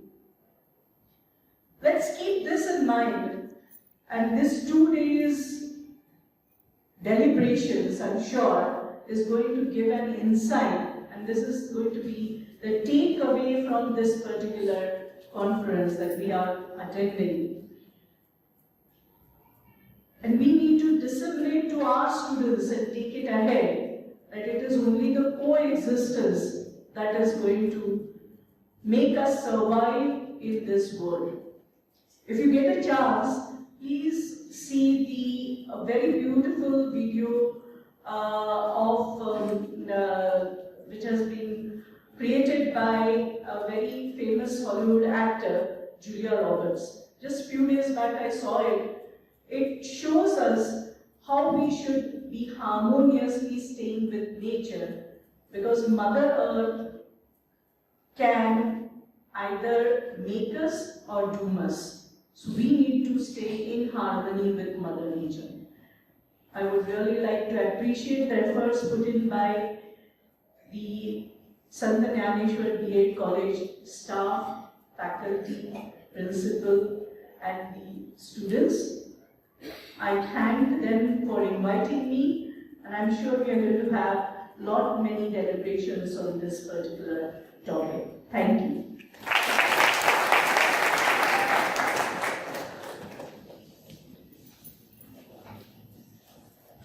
Thank you so much. Our great chairperson, Dr. Herkal. She told us the relationship between science and spirituality, very inspiring words for all of us. So we are moving towards the ending of this educational conference inaugural session. So you know that to express gratitude, to express vote of thanks is our Indian tradition. MIT is the very sweet one.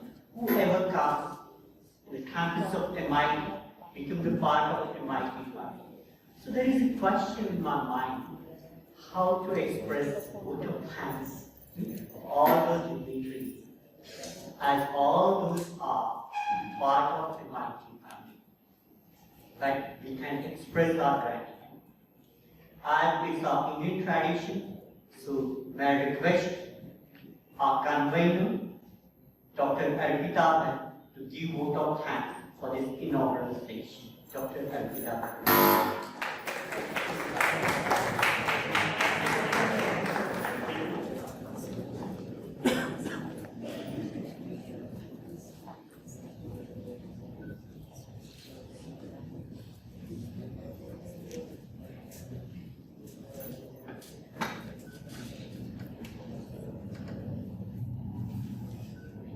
Very warm good afternoon to all of you.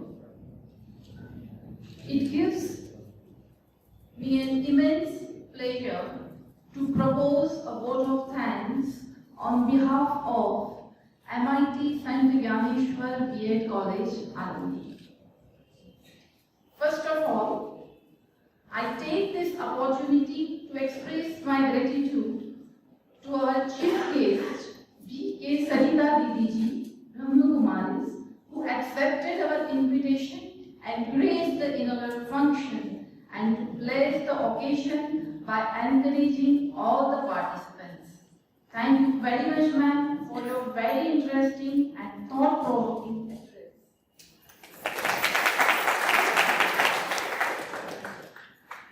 I would like to thank chairperson of today's event, Dr. Asavali Bhave Puri, who honored his function with her inspirational thoughts. Thank you, ma'am.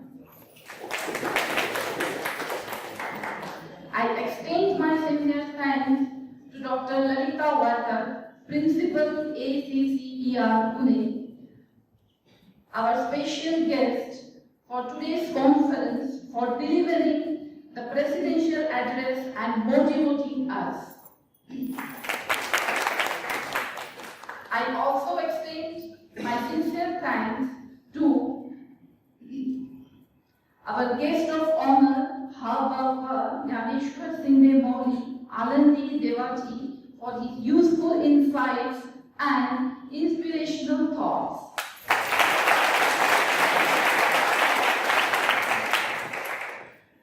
I extend my sincere thanks to the director of the conference, Dr. Surendra Herkal, Principal MITSDBED College, for his constant encouragement, guidance, and useful suggestions. My hearty respect and thanks to you, sir. My special thanks to all the delegates who came here from distant places to attend the conference. I owe my heartfelt thanks to the organizing committee, staff members, teaching and non-teaching staff, all my dear friends, and the support delegation to attend the conference. A big thank to all of you, my dear participants, for your valuable presence here. Thank you very much. Thank you one and all. Thank you very much.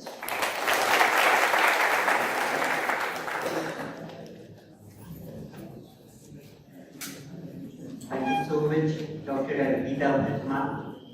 So we are going to continue this conference with plenary session. Only Brahmakumari Sarita Devachi will take leave of all of us. And she has another program after this. So all of you are requesting to stay here.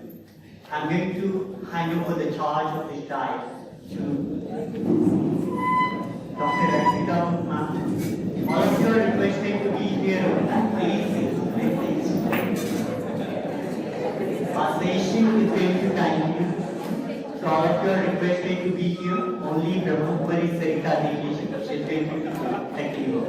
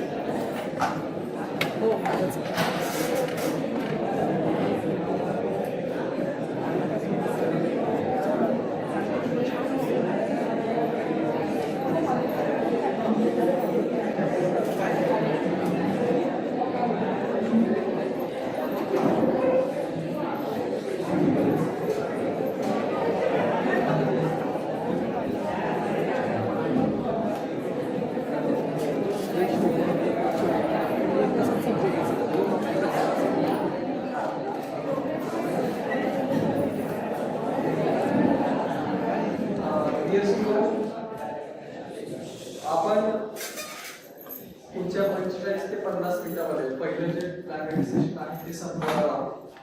बरोबर 2:15 किंवा 2च्या आसपास आपण हे session संपेल. हे खूप महत्त्वाचं session आहे. याच्यामध्ये सगळ्या थीम या कव्हर होणार आहेत. त्याच्यामुळे सगळ्यांनी शांतता राखा. आपण बरोबर 2:15 ते 2च्या दरम्यान आपण लंच ब्रेक घेणार आहोत. हे खूप महत्त्वाचं सेशन आहे. त्यामुळे ते कोऑर्डिनेट होईल.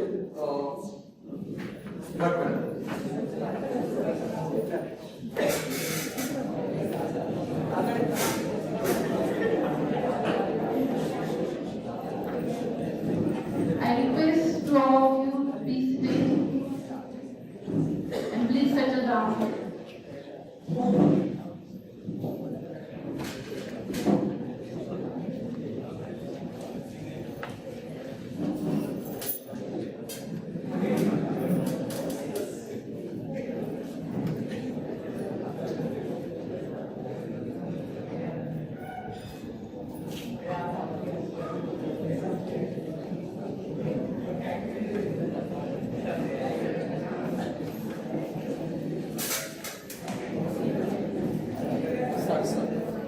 Once again, a very warm good afternoon to all of you.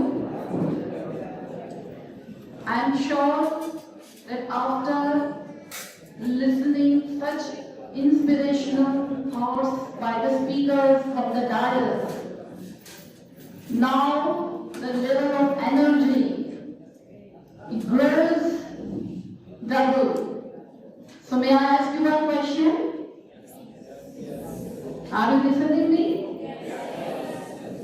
How is the Josh? How is the Josh? No, I cannot listen to you. How is the Josh?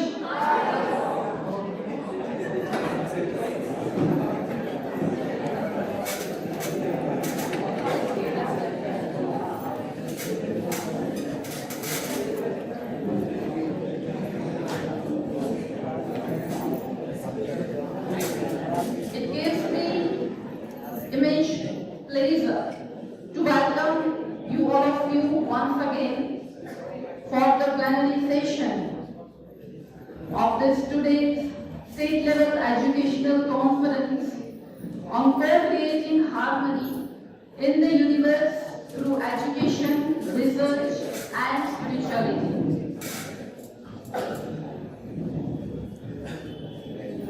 Spirituality and education is based on universal spiritual laws which apply to each and every person regardless his or her place of birth, culture and religion.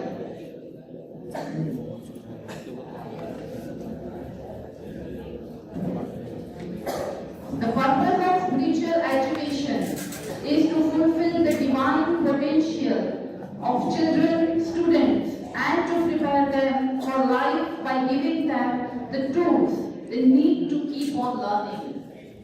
In this 2 days educational conference, we will converse about the various recent trends with the harmony of our traditional trends in our field of education. To extend this conference and without wasting time, I call upon the stage Dr. Surendra to introduce Dr. Herkal. Please.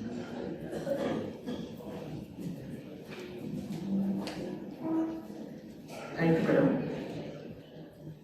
The highest education is that which does not merely give us information but makes our life in harmony with all existence. Yes, dear friends, very good afternoon to one and all. I am Dr. Surendra, very pleased to be here to welcome you all for educational conference on co-creating harmony in the universe through education, research and spirituality. In the collaboration with Surendra University, Pune, I especially want the speaker of the day, Dr. Devachi, Madam, Principal of Adarsh Comprehensive College of Education and Research, and other dignitaries on the dais and off the dais. It's my honor and privilege to introduce Dr. Devachi, Madam.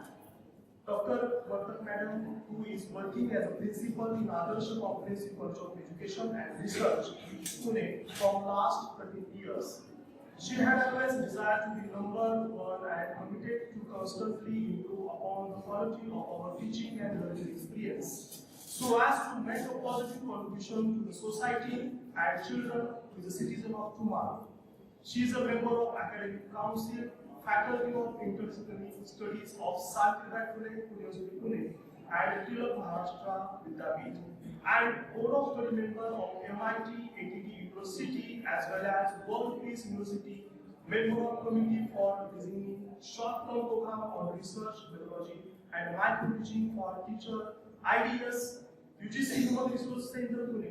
She is a member of the syllabus committee for the B.Ed program of the SPPU Pune and Bar Bharati for the preparation of English tests.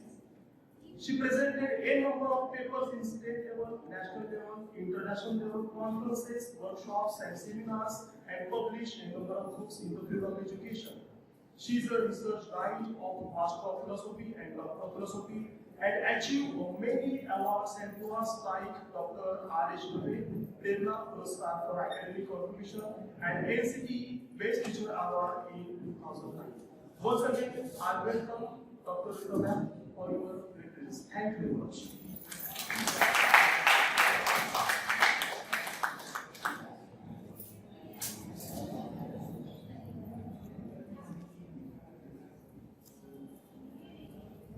Once again, very good afternoon.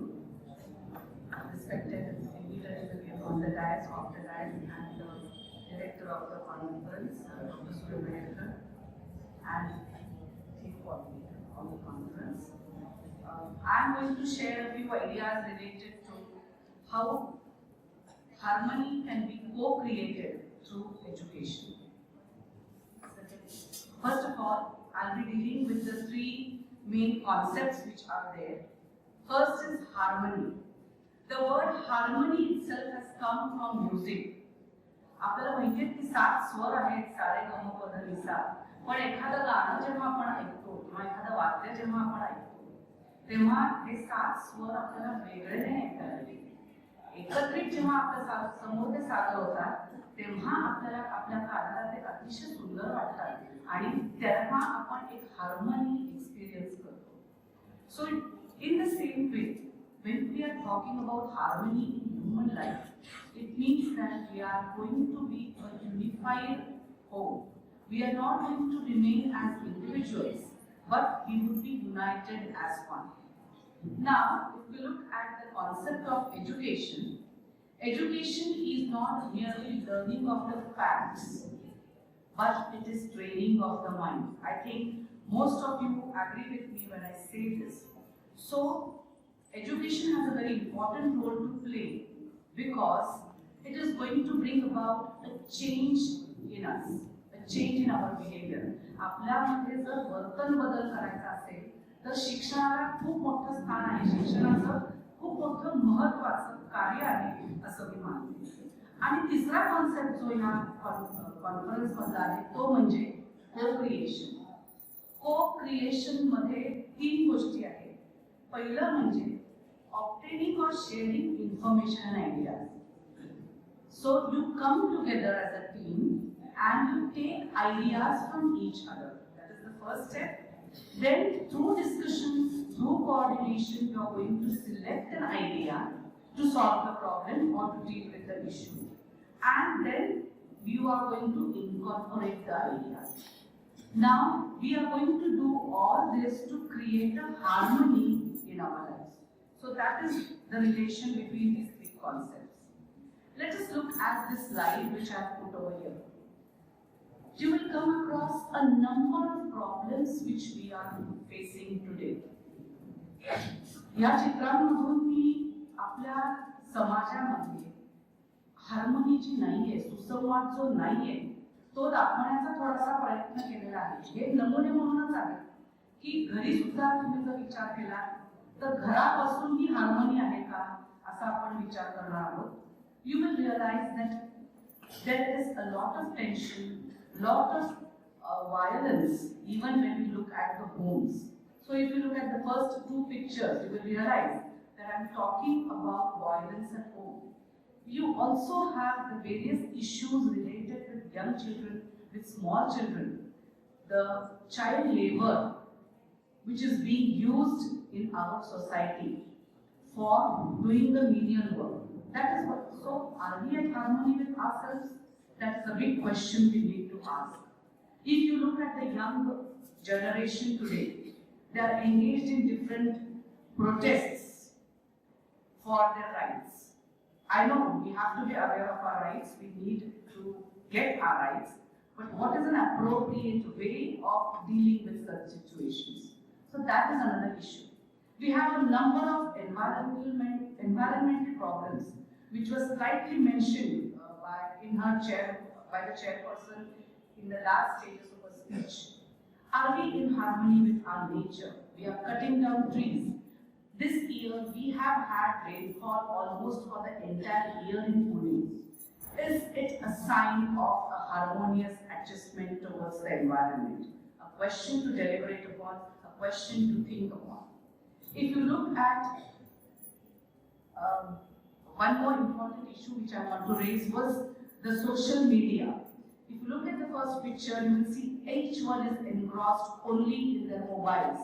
The student population today has been targeted by almost all for their individual benefits, and they are totally getting engrossed in their mobiles instead of really learning how to be with others, how to be happy, and are becoming more and more stressful.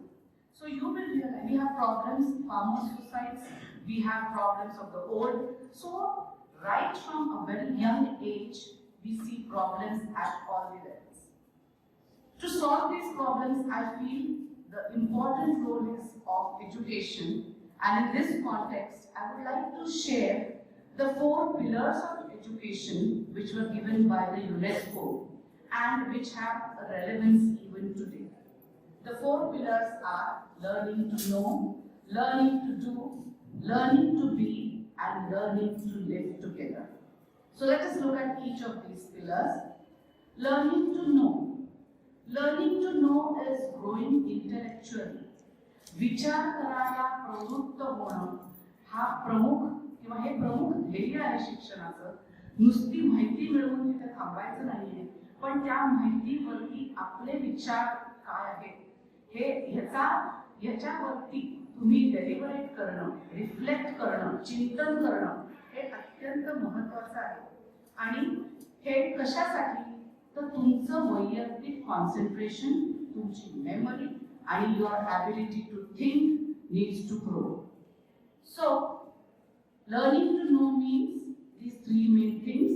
So I feel that when we are talking of lack of harmony, we should be attentive towards where there is no harmony. हे आपल्याला कळायला तरी पाहिजे निदान. आज आपण म्हणजे शेजारी बसलेलो असतो पण आपण एकमेकांशी बोलत नाही आणि तिसऱ्याच कुठल्या तरी माणसांशी आपण बोलत असतो. So are we really in harmony with us, with others is a question. So I'll continue, doesn't matter. So attending to the situation, then retaining and recalling or recognizing the information, and then producing ideas through thinking and making the right decisions. योग्य निर्णय घेण्याची क्षमता जी आहे ती ह्या pillar मधनं अपेक्षित आहे, ती ह्या गोष्टीमध्ये अपेक्षित आहे. दुसरा पिलर जो आहे तो आहे लर्निंग टू डू. पहिल्या पिलर मध्ये आपण हे 4 स्तंभ जे आहेत हे शिक्षणाचे स्तंभ मानले जातात आणि संपूर्ण शिक्षणाचा पाया या 4 स्तंभांवर आहे. पहिल्या स्तंभामध्ये आपण बघितलं की लर्निंग टू लर्न. दुसरा आहे learning to do. Learning to do म्हणजे काय? तुम्हाला जे काम दिलेलं आहे, जे कार्य दिलं आहे ते करण्यासाठी योग्य बनणं आणि त्यासाठी आवश्यक असलेली कौशल्य तुमच्यामध्ये विकसित करणं. So developing the skills which are required to perform the work. And in this context, learning to do focuses on first important thing is working in teams. आपण co-creation बद्दल बोलतो. We are talking about co-creation.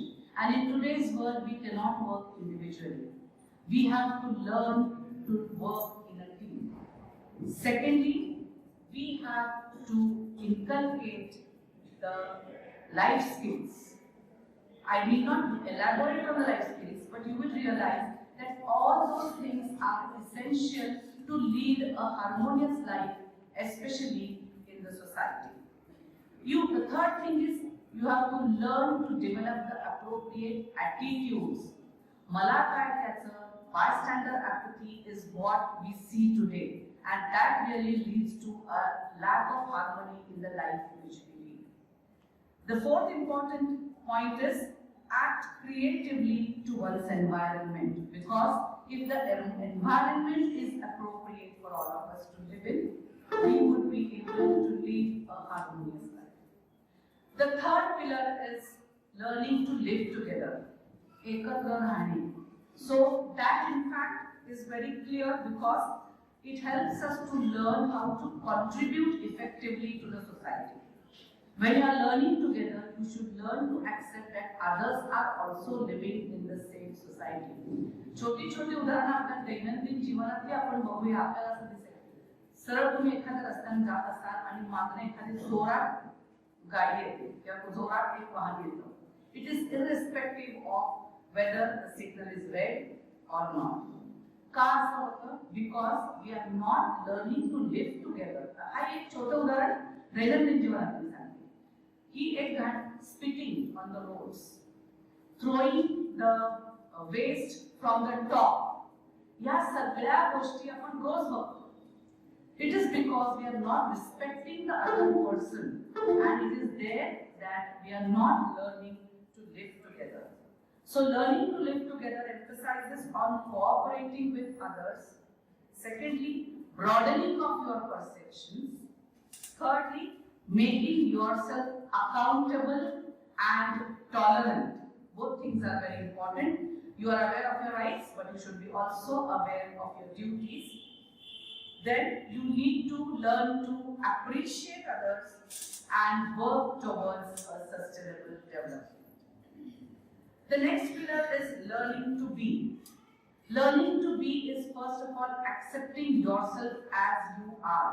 तुम्ही जसे आहात ना तसे पहिल्यांदा स्वतःला स्वीकारणं हे खूप महत्त्वाचं आहे. To be at harmony with your own self. It means to achieve personal fulfillment.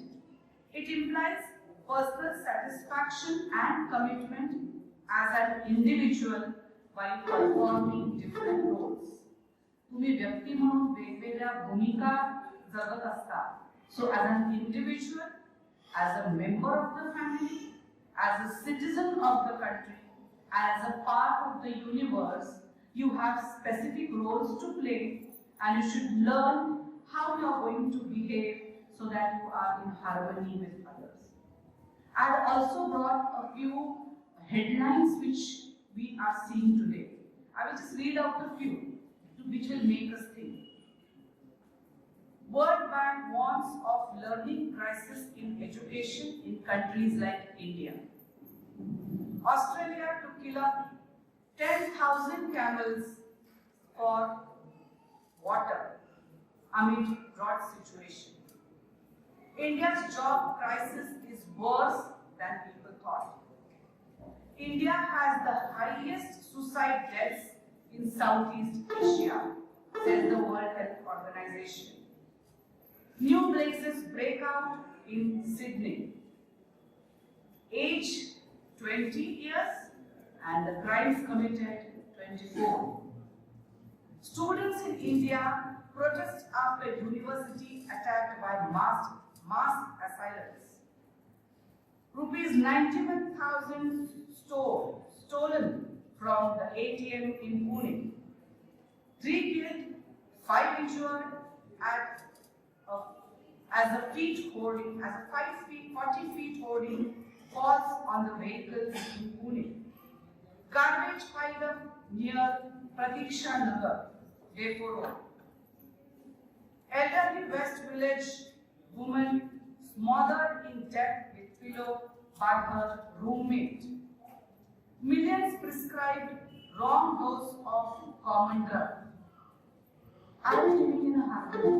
Are we living in a society which is harmonious? या सगळ्या बातम्या वाचल्यानंतर आपण खरोखरच एखाद्या हार्मोनियस समाजामध्ये राहतो का? हा प्रश्न आपल्याला पडण्यासारखा आहे. हा प्रश्न आपल्याला पडला पाहिजे. आणि then you will realize that if we are looking at these headlines, this issue is individual, social, economic and political. And it is here that the 4 pillars are very important. 4 pillars are not merely for educational institutions, but for co-creating harmony. The 4 pillars are relevant in the home, in the neighborhood, in the school, and in the society at large. So, education should be directed towards co-creation to achieve harmony. I would like to say that life blossoms when it is in a state of harmony, and he who lives in harmony with oneself lives in harmony with the universe. I would like to conclude my session by saying harmony is a journey, not a destination.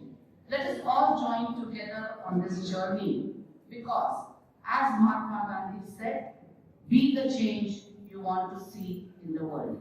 Thank you.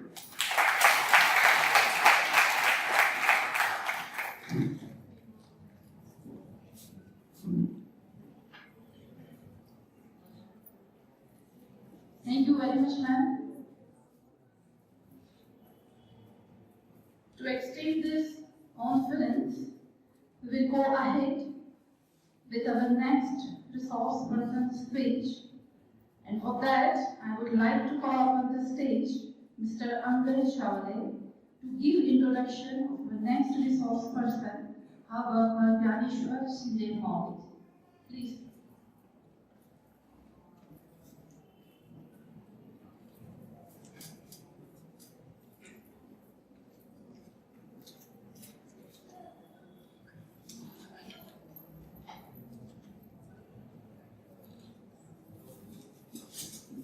Good afternoon, one and all. Yahu Dalunka Nawim Sligantam Tilusiam Babahim Madasmin Srikim Vasale Matan Oshamium Sankirta Avim Sayum Madu Sutta Sukim Amrit Ansakam Ishwarium. Let this be beginning in shifting our collective attitude and in expanding our collective consciousness. My heart is overflowing with love and joyous gratitude in welcoming our eminent speaker, Dr.Surendra Herkal, and all of us to the conference day celebration. It is great pleasure to introduce to eminent speaker Dr.Surendra Herkal. Today's great personality, Dr.Surendra Dnyaneshwar, he has done B.Ed Civil from Mumbai University and worked as a civil engineer in multicultural company for 8 years, which includes prestigious parliament, library projects attached with Vartari Sampradaya. From childhood, with the guidance of elder sister, completed 4-year course in Jog Maharaj Varkari Shikshana Sanstha, Alandi. Sharing spiritual knowledge through satsang, pravachan, and kirtan, he has completed more than 200 Bhagavad Katha all over India. Mauli is serving Jog Maharaj Sanstha as a teacher of Sanskrit and Vedanta, where all education is given free. He used to do daily pravachan in Mahuli Mandir, Alandi on Dnyaneshwar. Embracing the world for peace and harmony is a global appeal for unity and unity to all citizens of the world across many faiths, religions, and culture in making a giant world, a world that is filled with love rather than hatred and harmony rather than conflict. One can back the throne of gold, but one dies forever in death for those who are kind. With this note, on behalf of MIT Dnyaneshwar B.Ed College, I want to express my gratitude for being such a spiritual blessing amongst us. We cherish for all the heartful blessings that came our way. Once again, I heartily welcome Dr.Surendra Herkal and all of us. Thank you, Mauli. We are glad for your presence over here. Thank you.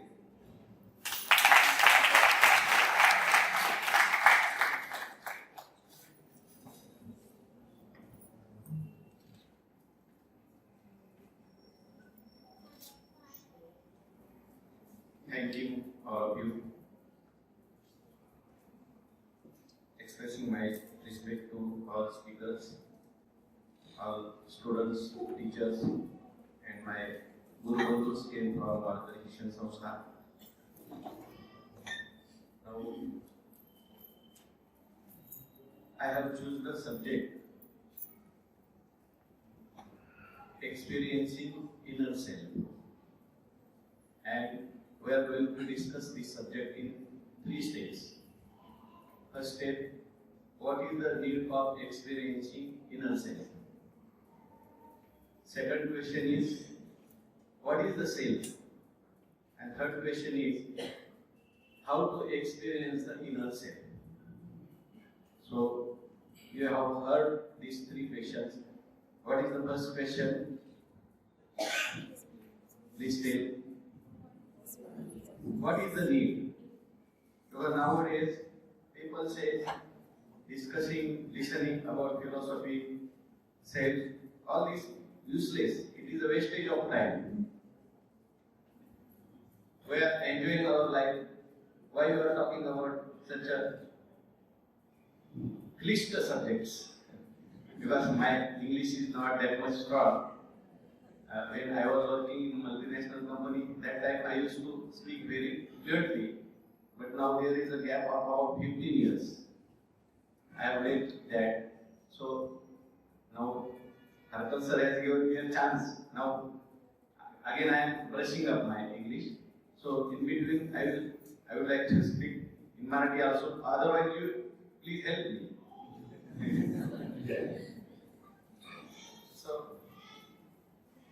experiencing inner self is very much important in our life.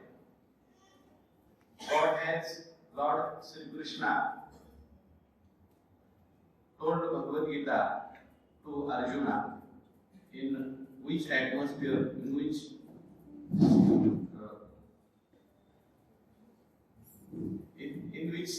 stage. What was the atmosphere? Please tell me whether God has explained the Gita in jungle place, calm and cool place, whether in Dharmashala? No. Where God has Kurukshetra.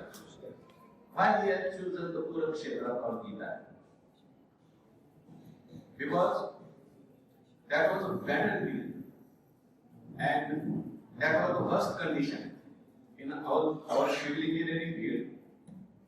Suppose we have to design on a bridge or one building, we have to design it for worst condition. I have to design the bridge, so I have to take some loads on that. Suppose there is a traffic jam on that bridge. Suppose rain is raining and the earthquake happens. All this worst condition for that bridge can survive.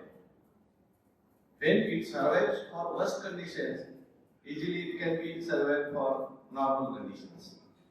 So, why God has explained or told the Gita in battlefield, because that was the worst condition. So, we have to always prepare for the worst conditions. Practicing peace in a peaceful condition. Sometimes when the struggling condition comes, our peace runs away. I would like to give one example of Lokmanya Tilak. He used to study by increasing the voice of radio. Mother used to ask, how you are studying? You are increasing the voice of your radio and you are studying. He used to say that I am making the study of study. It means if I will have the habit of studying with the voice of radio, and suppose you people are talking, then I will be able to study. I will not be get disturbed. So don't think that the worst condition will not come in your life. Because whole life is like struggle only. So you have to be prepared. You have to practice the peace, meditation in such a way that whether there is a struggle, whether there is a worst condition, your peace should not go away.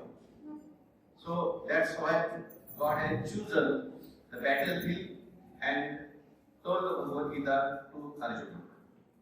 So now we are coming to our subject. The self experiencing inner self is very much important, because God has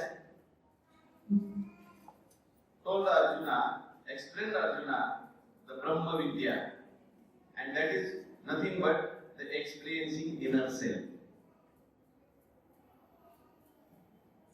What is the need? First question, what is the need of experiencing inner self? So, answer is that everybody needs happiness. People can deny God, religion, spirituality, but nobody can deny happiness. Everybody wants happiness. Why everybody wants happiness only? Because he has come from happiness. Happiness is our origin. Why the river always flows towards ocean? Because ocean is our origin. That's why we are always trying for happiness. We are trying for happiness. Happiness is our origin. So we are always trying for get the happiness by different means. Everybody is having his own concept for happiness. And that's why we are not getting permanent happiness. I will tell you one story which I have heard from my guru. See how the happiness concept changes and why we are not getting happiness.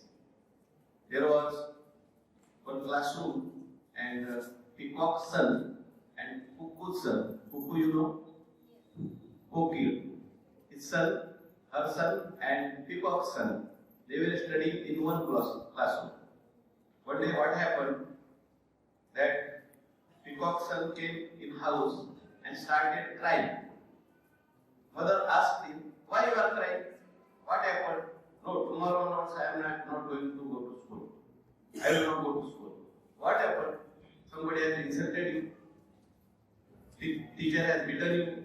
No, nothing happened. But my insult, yesterday I was insulted very much. And what happened, you tell me? He said, yesterday in our class, there was a competition of singing.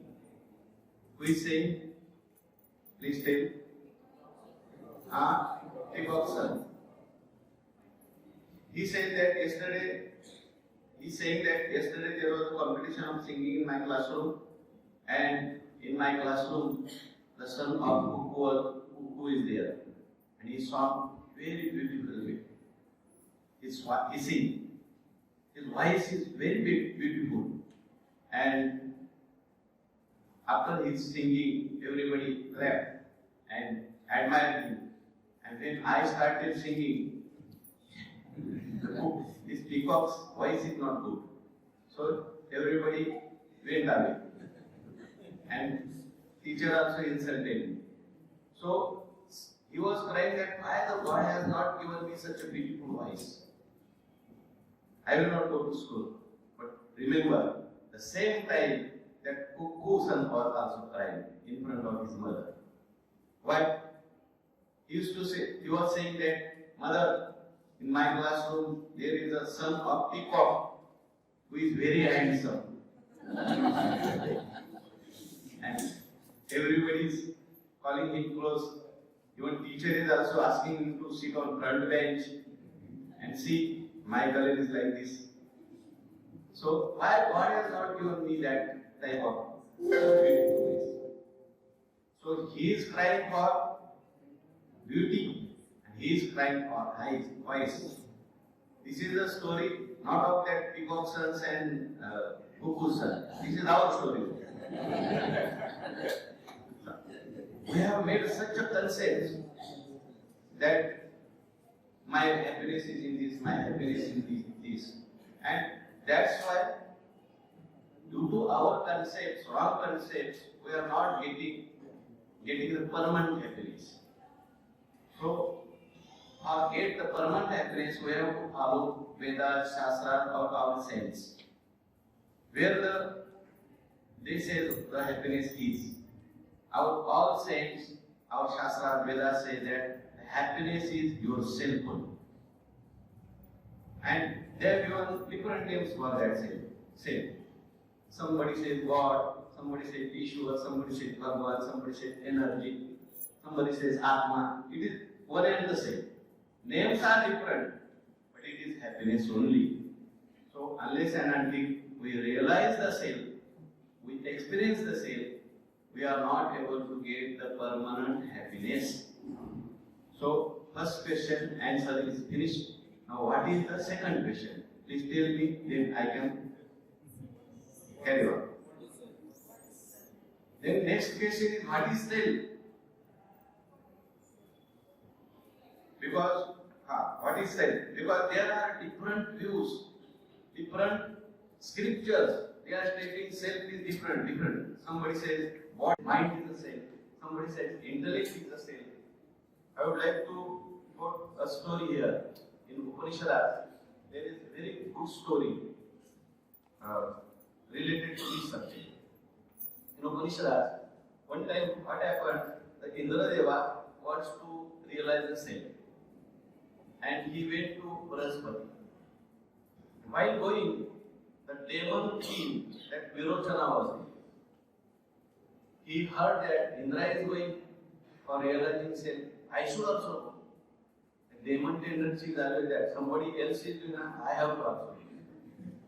So here, also went here.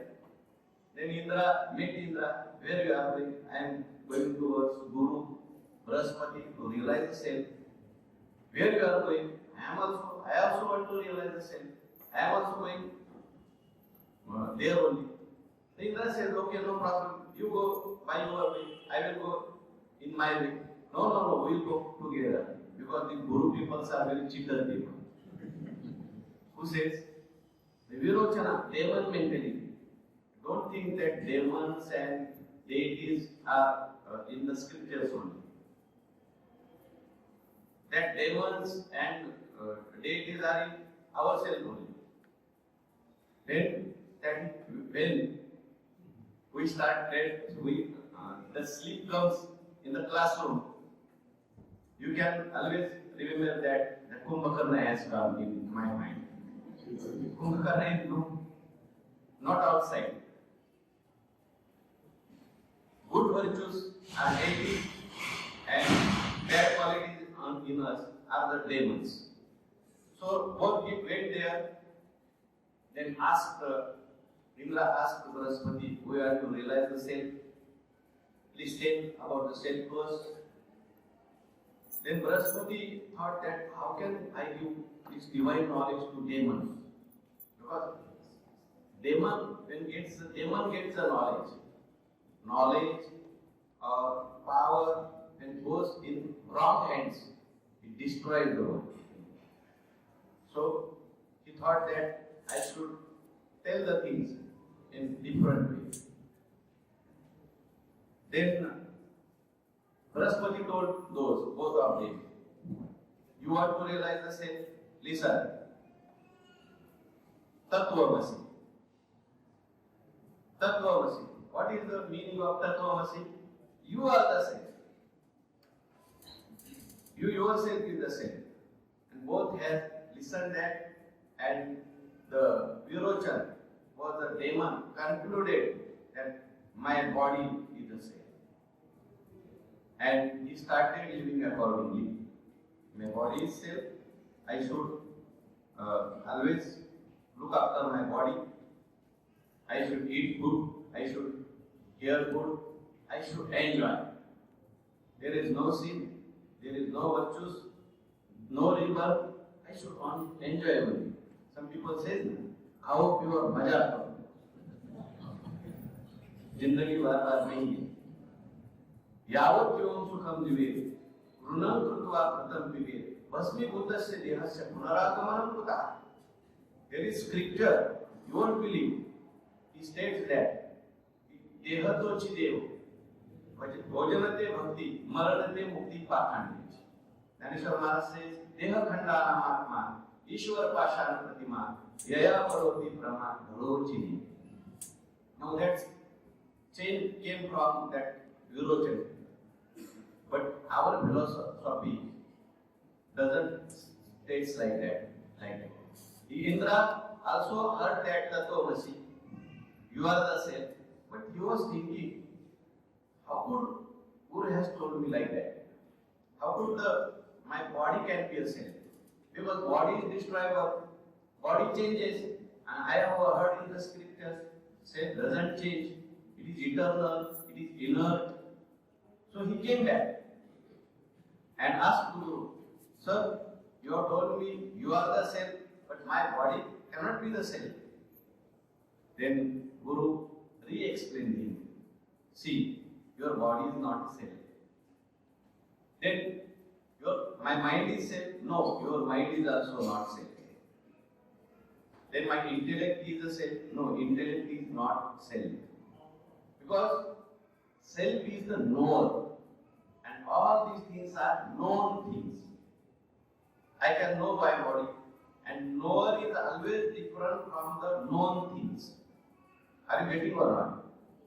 Suppose I am knowing this mobile or this paper. So I am not this paper. This is known thing and I am the knower. So in that way you can think. Suppose I am seeing you. Now you are the knower. You are the known things. And my eye is that knower. But my eye is also not knower. I don't know. Because somebody sees my eye also. Who sees my eye? Sometimes we say, now I am not looking good through this my eyes. My eye is bad, my eye is good, my sight is now poor. So eye is also a known thing, and knower is your mind. So is the mind is final knower? No. Mind can also be known. Are you getting or not? Mind can be known. You can say, now my mind is steady. And before that, before half an hour, my mind was very unsteady. So mind can be known to you. You are different from the mind. So are you, who knows the mind? Intellect knows the mind. Who is the final knower? Intellect? No. Intellect also can be known by somebody else. People used to say, previously, I have a good IQ. Now, I am not remembering anything. I would like to give a good example. My guru and his friend were studying with their gurus. So one day, that guru, grand guru, asked my friend, my guru's friend, you are not getting whatever I am teaching, and your friend is getting whatever I am teaching. You are not feeling bad. She said no. He said no, I am not feeling bad. Why? Because I know his good intellect, my poor intellect, they are changeable, and I am the knower of good intellect or bad intellect. So that is the final knower. That is self, that is Atma. In Gita, Bhagavad Gita, God says, Indriyani parajyahu, Rindriyatya paramana, manasastu parabuddhi, yo buddhi paratastu sa. And it is a final knower, and it cannot be known. It cannot be known. It is the self. So what is the self? Self is a knowledge which cannot be known. Dnyaneshwar Maharaj said, Jnatru Jnayabhi Nusadhichi Je Jnyan Sukha Varale Gagan Gadi Vajaisi. Dnyaneshwar Maharaj has given very beautiful example in Amrutam. There is a Grantha, scripture written by Dnyaneshwar Maharaj, Amrutam. He has given beautiful example. He said that one man in lonely place, he slept. And that was dark night. Nobody sees him. Nobody sees that man. And he has slept. He also himself doesn't know himself. But do you think that he is not there? Is he there or not? He is there. which form is there? Knowledge form. The knowledge, consciousness without consciousness without conscious. That is the pure form of self. And that self we have to experience, realize. Now, third question is that how to experience the self. Now, you just have told that self cannot be experienced. And in our subject, we have written that to experience inner self. Either self is inside, self is outside, or self is everywhere. Please tell me. Self is where? Self is either inner or outer or everywhere. Now you have got what is the self? What is the self? Self is knowledge. Consciousness without consciousness. It is everywhere. The whole world is nothing but knowledge only. And that is the self. So, how to experience? That is yourself. We are searching happiness outside actually. That Mirabai has written a very good poem. Mirabai was just while traveling, he saw the one river and the fish inside the river. Mirabai says that fish was thirsty. Inside that water, fish was thirsty. She says that pani mo mean pyasi. Mohi suna suna avata. Pani mo mean pyasi. In water, that fish is thirsty. Mohi suna suna avata. She was laughing. How it is possible? There is water everywhere, and inside that water is thirsty. Because there is they said that when fish is in the normal direction in the water, he doesn't get the water. He have to reverse. Then only he can drink the water and his fish goes. So likewise, we are also searching happiness, but the happiness is ourself. And we are always searching happiness outside. You are the happiness and you are desiring for happiness is the main cause of your unhappiness. Getting it or not? You are the happiness and you are desiring for the happiness is the main cause of unhappiness. So, we should realize, we should experience, unless and until experience the self, we cannot be permanently happy. Then how to experience the self? Is it possible to experience the self? Because he is the knower. There is another story in Upanishads that Yajnavalkya and Maitreyi, his wife, there is a good samvada has come. That Yajnavalkya asks his wife that you should know self. Then she asks, okay, I want to see the self. Allow me to see the self. Make me to see the self. Then Yajnavalkya says, Atma vare dushtavya, srotavya, mantravya, nididasya. And then again he says, Yena sarvam idam vijanati, tam kena vijanya. ज्याच्यापासून हे सगळं जाणलं जातं त्याला कशाने जाणलं जाईल? ज्याने हे सगळं पाहिलं जातं त्याला कशाने पाहिलं जाईल? मग त्याला कसं पाहायचं? तो पाहिला जाऊ शकत नाही, तो जाणला जाऊ शकत नाही. असं जाणणं, तत्स्वरूप होऊन जाणं हेच त्याला पाहणं आहे, हेच त्याला जाणणं आहे. लक्षात घ्या.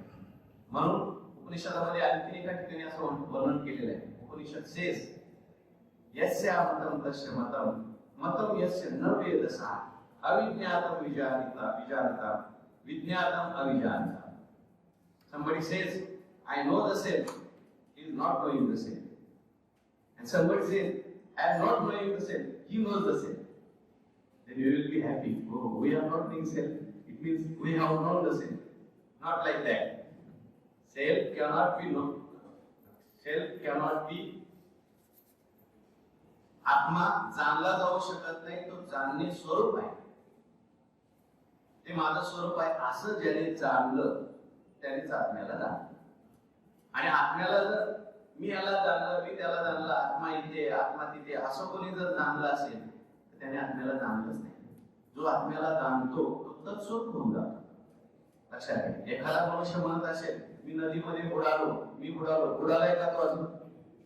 जर बुडाला तर बोलतो कसा? बुडाल्यानंतर तो बोलत नाही. म्हणून त्या ठिकाणी हा सेल्फचा एक्सपिरियन्स आपल्याला घ्यायचा आहे. आणि self is inside, outside, everywhere. You know, some philosophers say that self is only inside. Some philosophers say self is outside. We should concentrate ourselves. We should meditate. Forget about the world. No, don't bother about the world. We have to think only ourselves and we have to meditate. You can find it. But this is not full philosophy. It is part of philosophy. I will tell in Marathi. काही लोक जे आहेत ते आपल्यातला देव पाहतात, काही जे असतात ते बाहेरचा देव पाहतात. आपल्यातला फक्त देव पाहणं ही पूर्ण फिलॉसॉफी नाही, तत्वज्ञान नाही. काही लोक ध्यान करायला लागले, पूजा करायला लागले, मेडिटेशन करायला लागले, खूप आनंदी असतात. पण त्यांचं मेडिटेशन संपलं, ध्यान संपलं, ते जर आपल्या बरोबर व्यवहारात आले तर भांडायला सुरुवात करतात. त्यांना डिस्टर्ब होतं. लोक म्हणतात बाबा तुम्ही मेडिटेशन करत असलेले चांगले ना, काय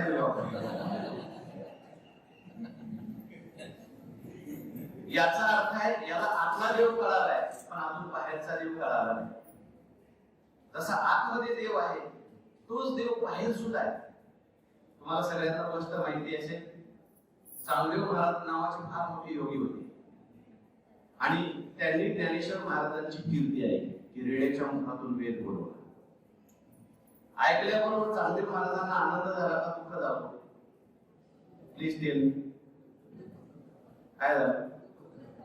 दुःख झालं. कारण दुसऱ्याचा मोठेपणा ऐकल्यानंतर आनंद होण्याकरता माणसाचं मन काय लागतं? बहुतेक दुःखच होत.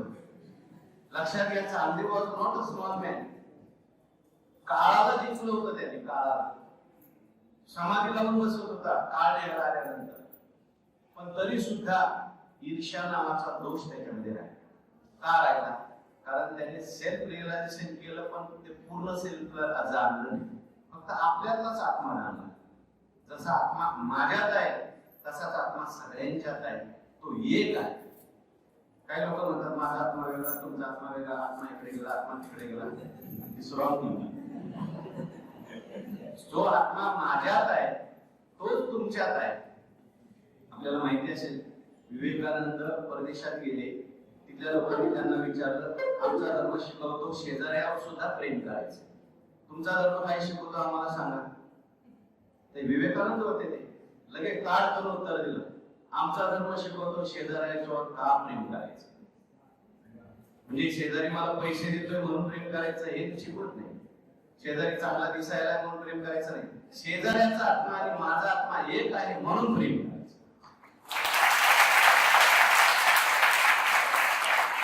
हे जे प्रेम आहे हे अनकंडिशनल लव्ह, मागाशी निधी म्हणाला हे असतं. जेव्हा आपण रूपावर प्रेम करतो, गुणावर प्रेम करतो, ते कंडिशनल प्रेम. आणि सगळे माझे आत्मा आहेत, आत्मबंधू आहेत असं म्हणून केलेलं जे प्रेम आहे ते मात्र खरं प्रेम आहे. आणि त्यानेच खरी हार्मोनी त्या ठिकाणी आपल्याला प्रस्थापित करता येईल. म्हणून मी सांगत होतो की ते चांगदेव महाराज जे होते त्यांना दुःख झालं, पण दुःख झाल्यानंतर ज्ञानेश्वर महाराजांना वैभव दाखवण्याकरता म्हणून ते आपल्याला माहिती वाघावर बसून आले, हातामध्ये सर्वाचा चाबूक घेऊन आले. मग ज्ञानेश्वर महाराजांनी त्याचा इगो डाऊन करण्याकरता भिंत चालवली. Because he has come with big ego and he cannot get the knowledge with ego. We have to leave our ego because that is the knowledge. Leave the ego is the knowledge. एका ठिकाणी मी खूप चांगलं वाचलं होतं. त्यांनी असं लिहिलं, you have no problems, you yourself is a big problem. I is a big problem. तर ते चांगदेव महाराज आल्यानंतर मग चांगदेव महाराजांना ज्ञानेश्वर महाराजांनी जी फिलॉसॉफी सांगितली, फक्त 65 ओळी आहेत लक्षात घ्या. त्याला चांगदेव 65 असं म्हणतात. त्याच्यामध्ये चांगदेव महाराजांना ज्ञानेश्वर महाराजांनी एकच सांगितलंय, अरे बाबा जो तुझ्यात आहे ना तोच माझ्यात. माझ्यात जे सेल्फ आहे तुझ्यात सेल्फ आहे हा वेगळा समजू नकोस. तू सेल्फ आहेस हे तुला मान्य आहे, सेल्फ इटर्नल आहे, इनर्ट आहे हे तुला मान्य आहे. पण हे जरी असलं तरी सुद्धा माझ्यात जो आत्मा आहे तोच तुझ्यात आत्मा आहे. ज्ञानेश्वर महाराज से दॅट स्वस्ती श्रीवटेषु जो लपोनी जगदा भासू दावी मग त्रासू प्रगटला करी. प्रगटे तव तव न दिसे लपे तव तव आभासे. प्रगटे तव तव न दिसे लपे तव तव आभासे. प्रगट न लपाला असे न भोगता. पहिली ओळी चांगली उपस्थित. तेव्हा अशा प्रकारे आपल्याला सेल्फ रिअलायझेशन करायचंय. पण कसं करायचं, कसं ते आत्म्याला जाणायचं. ज्ञानेश्वर महाराज त्या ठिकाणी सांगतात, शेवटचं सांगतो आणि मी थांबतो. त्या आत्म्याला जाणत असताना ज्ञानेश्वर महाराज हा उदाहरण सुंदर दिलं. ज्ञानेश्वर महाराज सांगतात, दर्पणाचे आधारे एकची करून दुसरे मुख पाहती गवारे तैसे नको. दर्पणाचे आधारे म्हणजे आपण दर्पण म्हणजे mirror. We are taking mirror and we are seeing our face. Okay, that's good is the normal life. But for seeing the God self, you don't have to take any mirror. तुम्ही जर त्या ठिकाणी मनाच्या द्वारे त्याला पाहत असेल, it is mirror only. तुम्ही त्याला बुद्धीच्या द्वारे पाहत असाल, ते सुद्धा मिरर मध्येच पाहत आहे. मग पाहायचं कसं, तो हारे श्री हरी पाहिला डोळे हरी पाहता पाहणे दुरी सार. हे सगळं बाजूला करा आणि यांचा सगळ्यांचा प्रकाशक, यांचा प्रकाश जाणणारा, जो जाणला जाऊ शकत नाही असा आत्मा मी आहे असा निश्चय करायचा आहे. हा निश्चय सुद्धा गेला पाहिजे. हाची निश्चय माझा परी निश्चय तुझा आणि तो सर्व व्यापक आहे असा निश्चय जर केला तर आपल्याला त्या ठिकाणी निश्चितच त्या आत्मतत्वाचा अनुभव येऊ शकतो.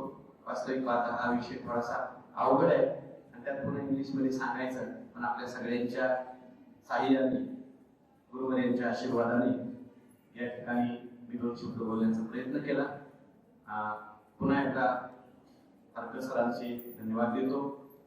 माझा आदर या सर्व वक्त्यांच्या विषयी प्रकट करतो. आपल्या सगळ्यांना धन्यवाद देतो, कारण आपण सगळ्यांनी हा विषय ऐकून घेतला आणि या ऐकायला सुद्धा कोणी तयार नाही. तेव्हा आमच्या वारकरी शिक्षण संस्थेची मुले या ठिकाणी आलेली आहेत. वारकरी शिक्षण संस्थेबद्दल फक्त एक मिनिट बोलतो. पूर्वी सद्गुरू जोग महाराज होऊन गेले 100 वर्षापूर्वी. लोकमान्य टिळकांचे ते जीवलग मित्र होते. लोकमान्य टिळक जेव्हा स्वराज्य करतात त्या ठिकाणी चळवळ करत होते, युद्ध करत होते, त्यावेळेस त्यांच्याकडून जोग महाराज होते. पण जोग महाराज म्हणायचे नुसतं स्वराज्य येऊन चालणार नाही, त्याच्याबरोबर सुराज्य आलं पाहिजे. म्हणून सगळ्यांच्या करता हे विद्येचं भांडार फुलं व्हावं म्हणून जोग महाराजांनी आळंदीला एक वारकरी शिक्षण संस्था स्थापन केली आणि तत्व असं ठेवलं की या संस्थेमध्ये विद्यार्थ्याला फी राहणार नाही, जो कोणी इथे शिकवेल त्याला पगार राहणार नाही. तुम्ही मला मग चालेल कसं, 100 वर्ष चालेल. आता महाराष्ट्रात तुम्हाला जेवढे कीर्तनकार दिसतात ते सगळे संस्थेतून त्या ठिकाणी बाहेर पडलेले आहेत. कुठल्याही धर्माचा, कुठल्याही जातीचा कोणी त्या ठिकाणी येऊ शकतो. 10वी 12वी तो पास पाहिजे आणि आल्यानंतर 4 वर्षाचा कोर्स आहे. मराठी व्याकरण शिकवलं जातं, संस्कृत शिकवलं जातं, नंतर वेदांत शिकवला जातो, ज्ञानेश्वरी पंचदशी आदी ग्रंथ शिकवले जातात आणि ही सगळी मुलं जाऊन आपापल्या गावामध्ये, जिल्ह्यामध्ये नंतर प्रचार प्रसार करतात, नंतर व्यवसाय करतात, लग्न करतात, जे काय करायचे. पण हे अभ्यास घेऊन करतात. संस्था त्यांना हे शिकवते बाबा हे करा, परंतु सेवा म्हणून करा. आता काही पाळतात, काही पाळत नाही, तो भाग वेगळा आहे. तेव्हा अशी संस्था आणि या संस्थेचा आणि आपलं हे या ठिकाणी कोलॅबरेशन झालं, सरांनी हायरो करून आणला, खूप चांगली गोष्ट आहे. कारण बऱ्याच वेळेला काय होतं, आम्ही आळंदीमध्ये राहतो, अध्यात्म सांगतो, पण विज्ञानाबद्दल आम्हाला काही माहिती नाही. मग अध्यात्म विज्ञानाच्या भाषेत कसं सांगायचं, थेरी आम्ही शिकतो पण प्रॅक्टिकल नसल्यामुळे कधी कधी आम्ही मागे पडतो. बऱ्याच वेळेला विज्ञानातली मंडळी असतात, त्यांना अध्यात्माबद्दल काहीच माहिती नसतं.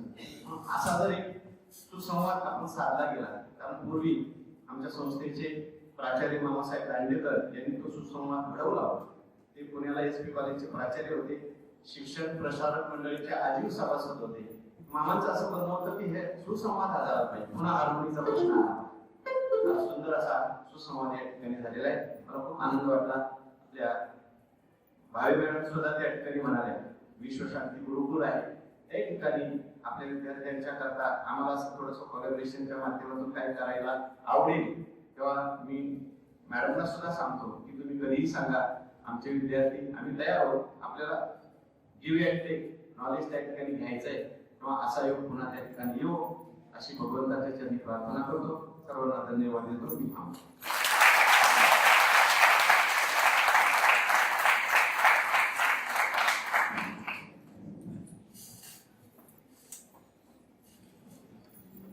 Thank you very much, sir, for your blessings and to guide us to see the world with divine reason and divine vision. Thank you very much, sir. You are the creator of your own destiny, and it is only possible through harmony between education and spirituality. With this beautiful thought of Swami Vivekananda, we extend our conversation with our next resource person, speech. For that, I would like to call upon the stage Assistant Professor Gangotri Rokari ma'am to give introduction to our next resource person, Dr. Asawati Bhave Tuli.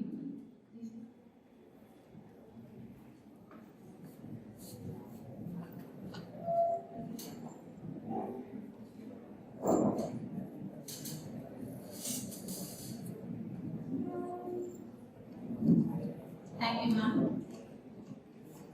Good afternoon, everybody. It's my immense pleasure to introduce you to the next resource person, our very own Dr. Asawati Bhave ma'am. Madam's qualification is MSc Physics, M.Ed, NET in Education, PhD in Education. She has completed Cambridge International Diploma for Teachers and Trainers with distinction, and she is also a program leader for Cambridge International Certificate in Teaching and Learning. Dr. Asawati ma'am is currently working as a Dean of Humanities and Social Science Department. Ma'am is the principal of MIT Vishwashanti Gurukul Teachers Training Academy, B.Ed College, Ronikar. Dr. Bhave has total 24 years of teaching experience. Since last 12 years, she is actively involved in the field of teacher education and training. Ma'am is also online subject matter expert with Texila American University School of Education, South America. Ma'am has more than 15 research papers on her credit, which were published in national and international journals. Ma'am had received the Star Fiction Award from UKIERI, that is UK India Education Research Institute. Initiative to visit University of Stirling, Scotland, UK for collaborating in the exchange, development and delivery professional teacher education and educational leadership.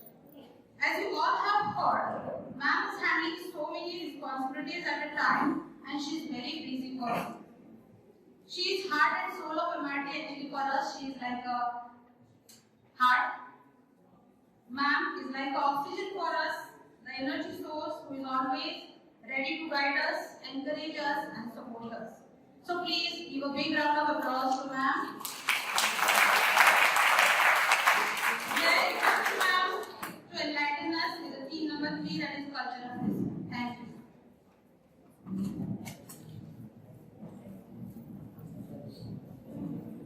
Thank you, Gangotri.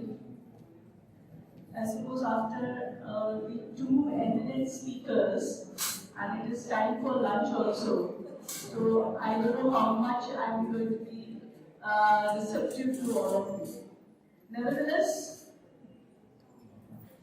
I'm going to take the points what Dr. Lalita Vartak ma'am has said, as well as what Shinde Mauli ji has said, and take it forward. And I'm going to start this small little session from Chanakya Niti. See, before coming over here, let me tell you something that in MIT Art Design Technology University, we have initiated something called a School of Vedic Sciences. Okay, and School of Vedic Sciences, under that, we are having BSc Integral Psychology, wherein we try to integrate the Western psychological concepts with our Indic or Indian psychological concepts. So there is an integration or harmonious coexistence of both these knowledge reservoirs. So from that point of view, I thought I am going to present to you the integration of these two knowledge reservoirs. So I'm going to go back to what Chanakya had to say. In Chanakya Niti 4.18, he writes, "What am I? What is the source of my strength? The place, time, need, means of resources, and friends for me." These were some of the questions that one must try to contemplate constantly. As Mauli has already told us, inner self, I'm going to just elaborate on that. You know, back in 1990s, when I was much younger, you look young now also. But when I was much younger in 1990, and if anyone asked me what is inner self, I would most likely try to describe my inner self as my thoughts, my perception, especially feelings about whatever was going on in my life, and everything was about me. Just like Mauli said, everyone thinks inner self is something about you. So it was all about me. There was no perceptible awareness that there was something other than me. Even more baffling, there was no real acknowledgement of how narrow the concept of me was with me. I'm sure all of you, whenever you want to, especially those student teachers sitting at the back, now that the time will come to write your resume, okay, or if you go for the interview, they will surely ask you one question. Tell me something about yourself. And I'm telling you, when they ask you, tell me something about yourself, this is the most difficult question. Although it seems very simple, but I'm sure each one of you have struggled to write it in your resume, during your interviews, or even if you start writing a blog, when you start to explain yourself, it is very difficult. What will I say? Can I say consciousness that created the world? This is आता सरांनी जे सांगितलं, संस्कृतमधून बोलले sir, मराठीतनं बोलले, पण माझी संस्कृत आणि मराठी दोन्ही तुम्हाला कळतच आहे कशी आहे. जर मी असं बोलले, जर माझ्या इंटरव्ह्यूला सांगितलं, जो इंटरव्ह्यू घेणार आहे त्याला सांगितलं, I am the same as the consciousness that created this world. मला काय सांगेल तू? बाबा, जा तू बाई पहिला सायकियाट्रिस्ट क्रिएट करून स्वतःला दाखव. मग मी माझी उत्तरं कशी देते? किंवा आपण देतो सहसा की I am a man, a woman, I am a doctor or a teacher, I'm a sentimental or practical, so on and so forth. अशीच उत्तरं आपण देतो नाही कसं असतं. So this makes us really think, what are we? What am I? Where do we exist? What is the inner self? Is the inner self not something that anyone is able to see? माऊली महाराजांनी आताच इतकं सुंदर उदाहरणासहित आपल्याला सांगितलेलं आहे. आणि मला तर असं वाटतं की माझ्या त्या कॉन्सेप्ट ऑफ इनर सेल्फ जे मी लिहून आणलंय आणि जे सरांनी सांगितलं आहे त्यात किती डिफरन्स आहे. कारण मी जी बघितली ती फार वेगळ्या पद्धतीने वेगळ्या प्रकारे मी बघितली आणि त्यांनी जी समजवली ती इतके सुरेखरित्या समजवलेली आहे. So when we talk about this inner self, आपल्याला समजत नाही whether inner self, is it the fragrance of the flower? Is it like the fragrance of the flower? Is it like the vastness of the nature? Because we have not seen, we don't know what is our inner self also. In the same way, we have not seen the fragrance of the flower. We just experience it. And that is what the inner self is all about, experiencing it. Inner self, when we talk about inner self, no doubt we say that it resides within us. But we have, I'm sure most of us have not experienced as such. They say that you appreciate light only when you have seen dark. आपण जेव्हा कधी कुठलीही गोष्ट जेव्हा आपल्याला एखादी गोष्ट appreciate करायची असेल तेव्हा कधी आपण ती चांगल्या प्रकारे ॲप्रिशिएट करू शकतो जेव्हा ती आपल्याकडे अगोदर नसते आणि मग येते त्याच्यानंतरच त्याला आपण जास्ती ॲप्रिशिएट करू शकतो, जास्ती न्याय देऊ शकतो.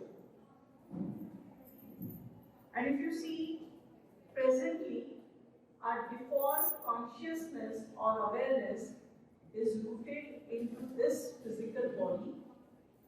This physical body of bodily relations, material positions, and worldly situations.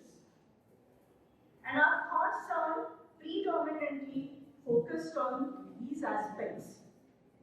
And thus we are not able to experience our internal self. Because our awareness has completely shifted away from our original self. And as Mauli ji has already said, our original self is full of energy, pure thoughts, and pure feelings of happiness, bliss, love, and peace. Like he said, that everyone wants happiness. They want peace in life and joy in life. But have you ever wondered why we are attracted to only such positive energy? Don't you think that you only get associated with positive people? You like to be with amongst those who are very happy, those who are able to enjoy. We don't want to be associated with those who are always sad, unhappy with life. It is because that we are not made up of negative energy. So it is very difficult for us to survive in this negative thoughts environment. That is unlikely or contrary to our original sense of being. That is being of pure thoughts. The irony is that we have knowledge of entire cosmos, except for our true self. We spend our entire life. In fact, I was just listening to Dr. Lalita ma'am, and when she brought about the 4 pillars of education, again that thought came to me that they are so imperative in understanding our inner self. To be is what is your inner self. just the way Sir said, that self is not only within you, it is eternal. That understanding is very essential. So if you all or we all, if you all are anything like me, it always will seem that there is more work have to use than hours in the day. I always feel that there's so much of work to be done. And I'm sure each one of us gets overwhelmed and lose focus on what is truly important. And what is truly important? You know, I rarely take a holiday. My staff can tell you I rarely take a holiday. I rarely fall sick. For me, work is worship.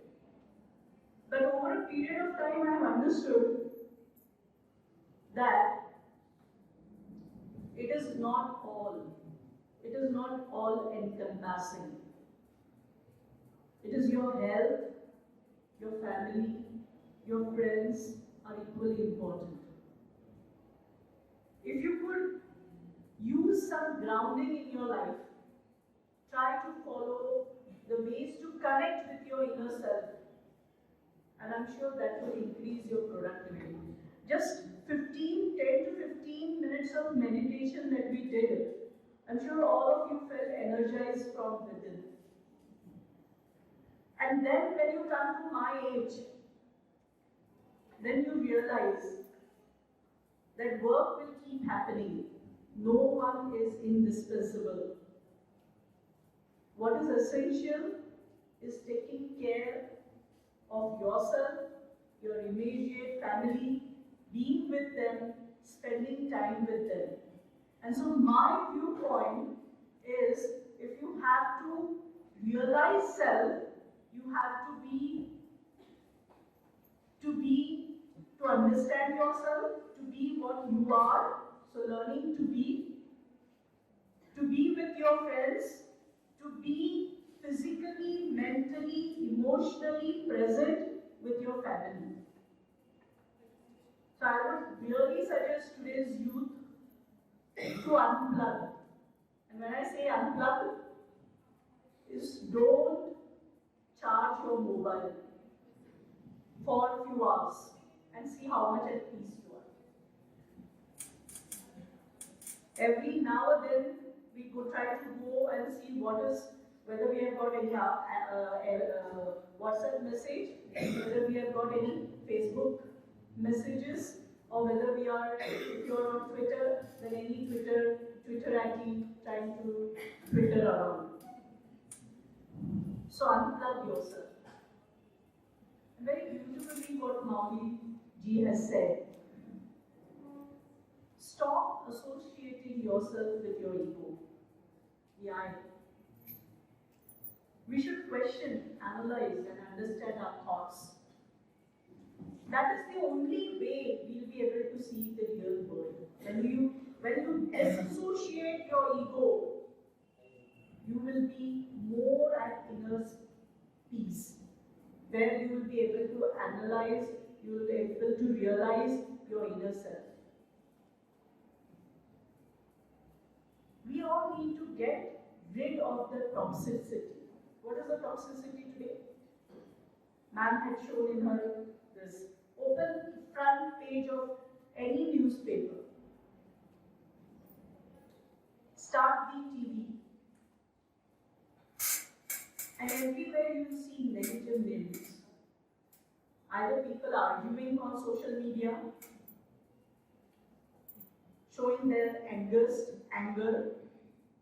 or just black and white opinion. Either polarized opinion. Either one is right or one is left. Nothing in between. We should select really wisely what we see, what we read, and what we listen to.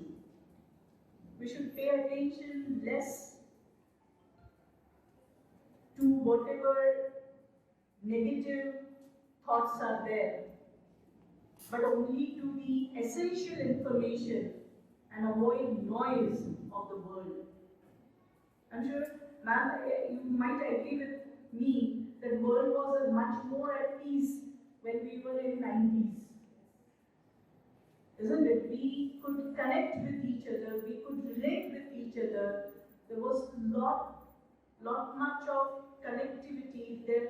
Although we are connected, still we are disconnected today, I feel, from each other. And that is the cause of all our inner disharmony.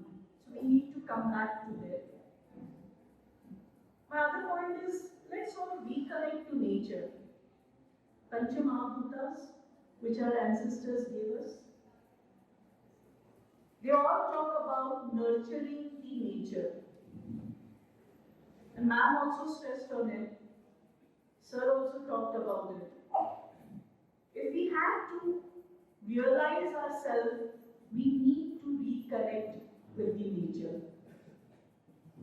Unless we do that, I'm sure we will be all suffering from loss of vitamin D. Yeah, I'm taking tablets of vitamin D. Can you believe it? We need to reconnect with the nature and invest more in our family and friends, because it is very easy to lose contact when actually the connectivity is so easy. So we need to genuinely connect with people, because that is they are worth in gold. So we should be seeing that we connect ourselves to the people back. So knowing the self is not an easy task. I've tried, I've failed. Many lifetimes may pass before one attains the true knowledge. Self-realization, something we study in educational psychology, is Maslow's hierarchy of needs. And Maslow's hierarchy of needs, the last point is transcendental knowledge or transcendence. And let me tell you, that is self-awareness. I suppose only our ancestors were able to be self-aware. They were able to self-realize. We are yet to reach to that level. The Upanishads declare that the self is known only when the yogi withdraws his senses from the object into his mind and his mind into his self, just as the tortoise withdraws his head into the shell. But I'm sure it's never too late. I say never say never. It's never too late to get in touch with yourself. The inner power that we all have will discover or will allow us to live a very meaningful and profound life filled with true happiness. I believe it is the right kind of education. I don't mean by being literate. We all are literate. We all know how to read, write, and speak. But are we really educated? That's the role that we need to play. Educate in right sense. Education for self-realization. Education for co-creating harmony with the universe. So teacher educators, my fellow student teachers, my other students, let's come together to separate right education from the wrong education and the education system that is embedded in spirituality as well as science. And then only we will be on the right path of co-creating harmony. Thank you so much.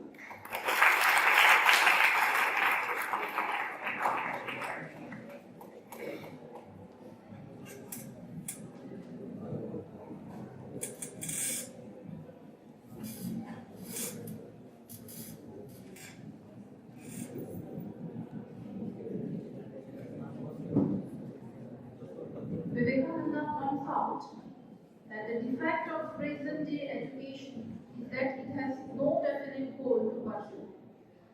Doctor has a clear idea of what he wants to shape out of the marble block.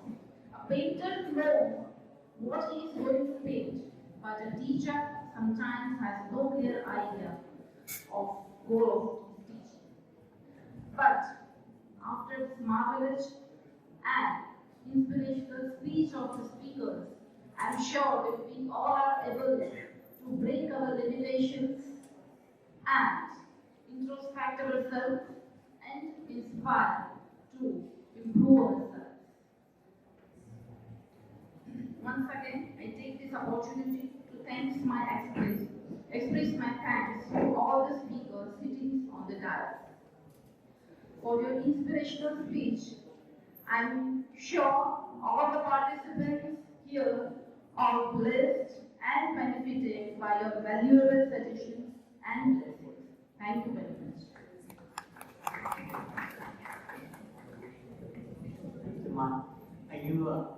It's time for lunch. I'm not going to take so much time. With the reception station, actually, our chairpersons were not there, but right now I'm seeing over here today. So may I request our great chairperson, Dr. Asami Bhavi, to welcome our friend and great chairperson for paper presentation, Dr. B.Ed, acting HOD from SIDT University, Adult and Continuing Education Department. Dr. B.Ed.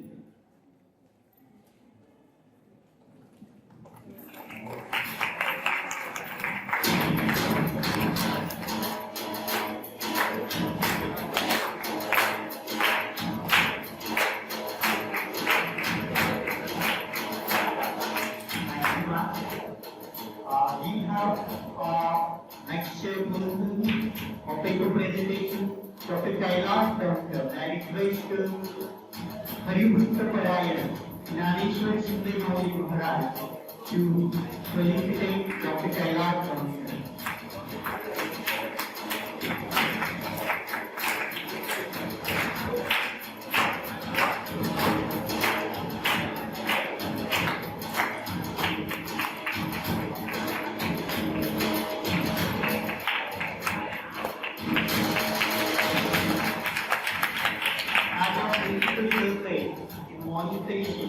Like paper presenters will get 16 GB OTG pen drive.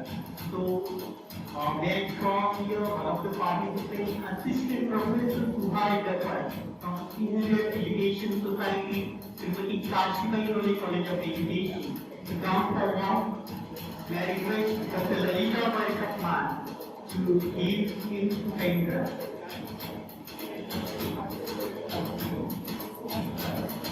Assistant Professor Suhai Devachi. May I request Mr. Anil Nighu from forward.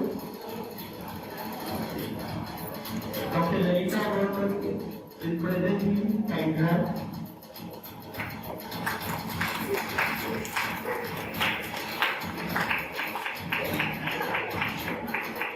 My request is Dr. Chetan Chauhan to come forward. Dr. Asami Bhavi is presenting pen drive.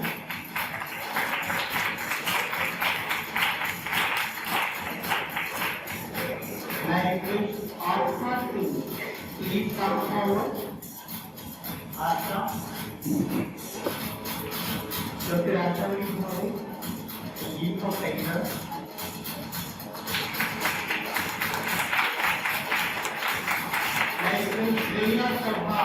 From SIDA, please come forward. She has presented a nice performance. Dr. Lalita Parikapman is present for Shinde Bhavi is present for pen.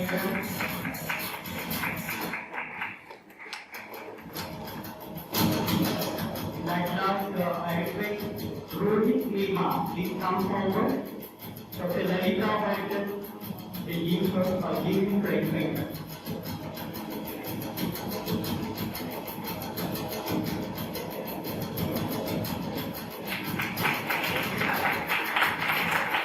I request Mr. Dnyaneshwar please come forward.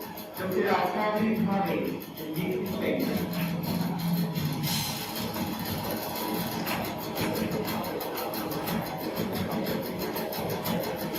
Mr. Prashant, our teacher, please come forward.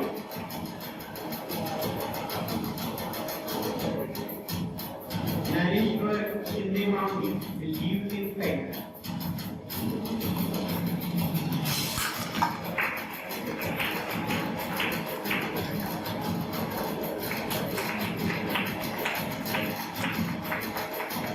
Thank you all individually from the diet. As I said, it's time for lunch. So all of you are requested to move towards MIT Engineering College canteen for lunch. And later on, after 45 minutes, we are going to gather over here for paper presentation session. Thank you so much. Address of our canteen, MIT Engineering College canteen, MIT Engineering College campus.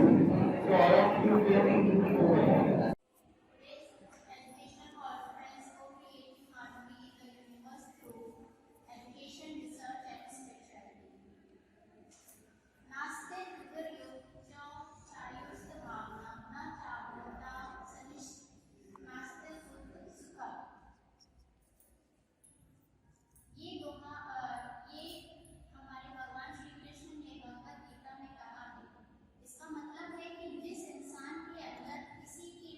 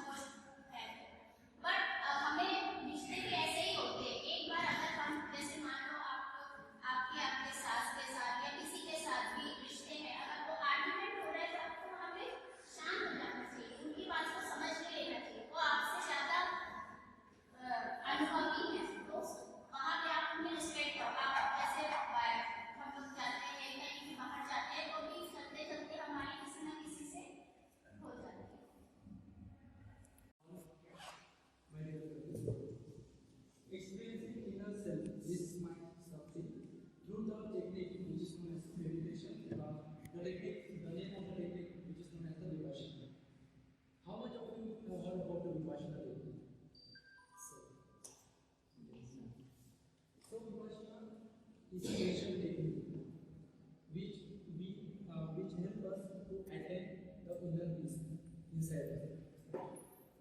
Myself, Sagar Chaudhary, first year B.Ed students. So our country is a secular nation. As you all of you know that India is a secular nation, where we have people of different religions which practice different types of meditation techniques. Different types of people practice different types of meditation techniques.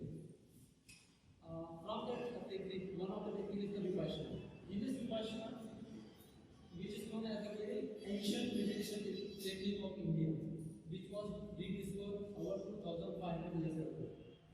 And it was discovered by the Gautam Buddha, which we call as an enlightened one.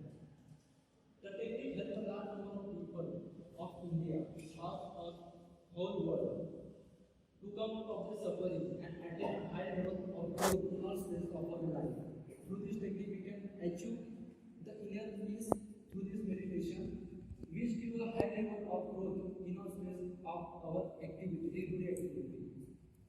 The key word which I use in this presentation are Dhamma, spiritual power, Buddhism, and enlightenment. Introduction. As I already mentioned, that Vipassana is the most ancient technique of India. It aims for the total eradication of mental impurities and the resultant highest happiness of purification. We are working more on the outside world. We are going to beauty parlor, going to gym. We are working more and more on the outside world, but we are not working on the inner side of ourselves. We are not discovering the hidden potential which we have inside us. So Vipassana is a meditation technique which works on our inside observation or inside self we observe all the time, which helps us to eradicate the impurities of which we have in our mind. So Vipassana is a way of self-transformation to self-observation. So through this technique, we observe ourselves, which helps us to achieve our inner self or inner peace of mind. After this, it is the observation is self-exploratory journey through the common of mind and body. It calms down our body as well as our mind.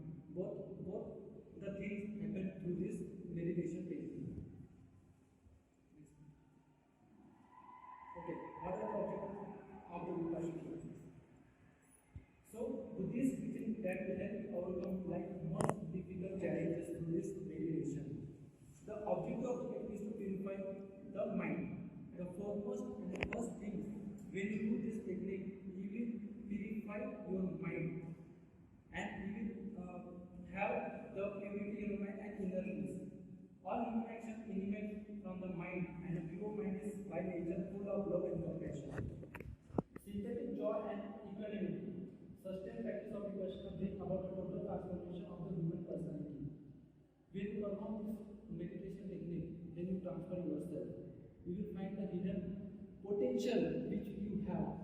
As your teacher, you should be take out the hidden potential from your child. Within the child, as our schools, education principles are always tell, you have to take out the hidden potential from your child. Otherwise, you have to take out what the child has. The child has hidden potential. He can, when we teach our child, the hidden potential help him to grow more and more. So, method or this procedure from this meditation phase. To learn Vipassana, you have to take the 10-day residential course under qualified teacher. This 10-day course we are doing at the Igatpuri in India. Also in Pune you can do that as well. So during this 10-day course, observance of Sila. Sila means moral conduct. Means there are certain rules you must follow while this 10-day course. A student keep on attaining complete purification of his mind has to start with a certain degree of purity. When you start this procedure of the meditation technique, from the first day onwards, you will see a certain degree of purity inside you. Any violation of the rules of culture is not agitated and defile the mind. Means any violation or any rules if you do not follow any rules, then you will defile the mind. You will not purify your mind. An agitated mind cannot proceed on the path of through the path of self-exploration. Means you must follow a sila. when you perform this technique within a 10 days. Then second step is the anapana, which is awareness of respiration. As in the morning session also we have done practice of the anapana, that is the respiration technique as sir has explained. The student will start the practice of observing respiration. We have also done in the morning, then we observe the breathing, nostril, inhale, exhale, all the things. The awareness of the natural flow of the human has been trained, just there. No need of practice, no need of done in the morning. As the mind becomes more and more concentrated, we start to calm down. When you observe the breath, respiration, inhalation, exhalation, then we get more and more concentrated. We will remove the root of all the mental development. Next is the Vedana, feeling body sensation. When we purify the mind, we not only purify the mind, but also we feel the body sensation through this meditation technique. Man is nothing about man, as we know, there is a combination of mind and body, which is known as a Namarupa. As the sixth sense goes from the contact with respect to object sensation occur in the body while doing this technique, meditation technique. These sensations are perceived as pleasant, unpleasant, or neutral according to the notation made by a section of the mind. Then finally the Vipassana. As we proceed on this path, while you this regular on the regular daily basis, one awareness becomes sharper. Your mind will become sharp and sharp. No is no longer obvious as to what is happening inside. One now observes sensation not part of one's body. When you go deeper and deeper in while doing this meditation technique, you will feel the sensation in all the parts of one's body. One often that this sensation arises and passes away.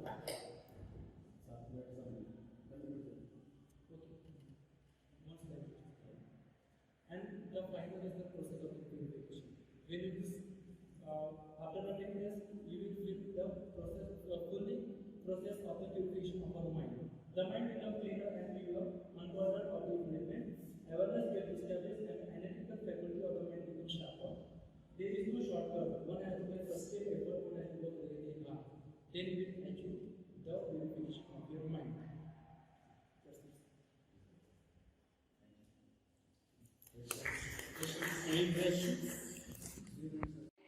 संस्कृती या शब्दाची व्याख्या प्रत्येक region प्रत्येक व्यक्तीनुसार आणि प्रत्येक विभागानुसार बदलत आहे.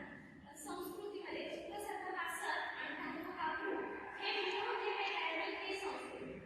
प्रकृती म्हणजे निसर्ग, विकृती म्हणजे निसर्गात येणारा विकार आणि संस्कृती म्हणजे निसर्गात कोणत्याही प्रकारची विकृती येऊ नये म्हणून जी तयार झाली आहे ती संस्कृती.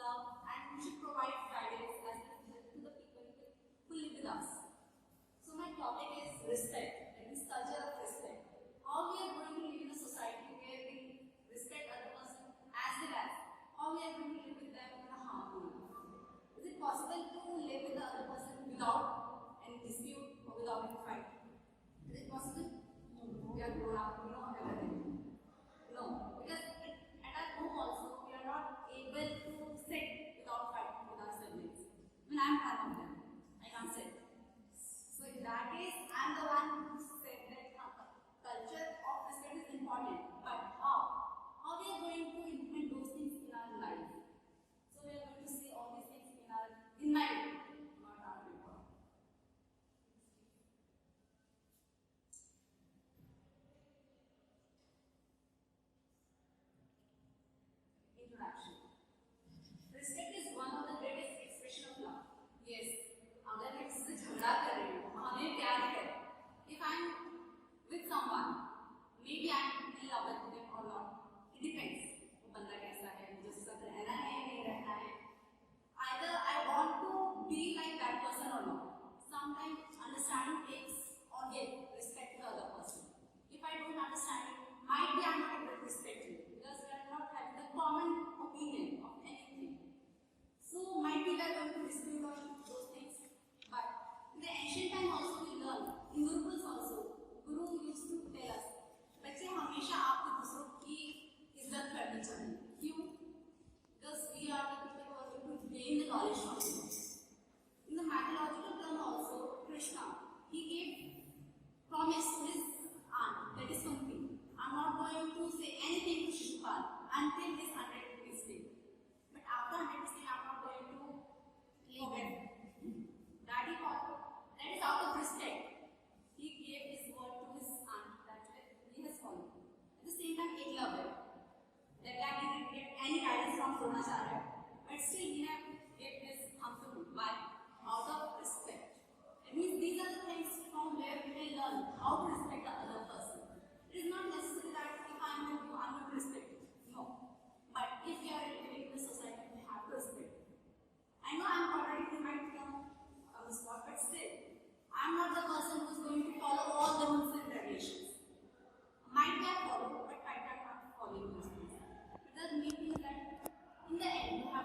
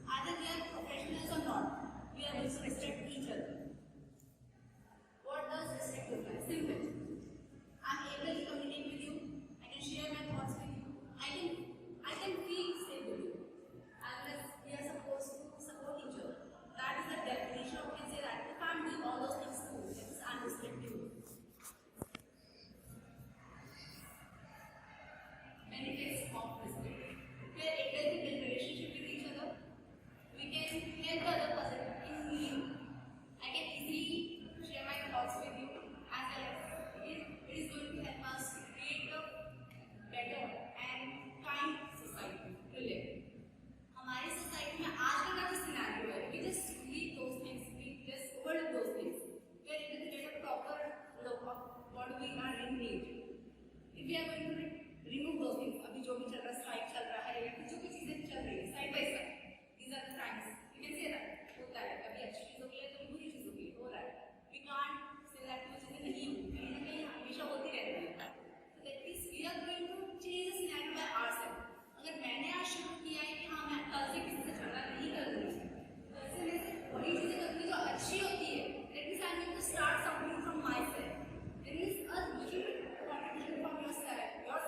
It is going to lead a better future for ourselves. Signs of showing respect. There are three different signs by which we show either we are respecting the other person or not. First one is physical gesture.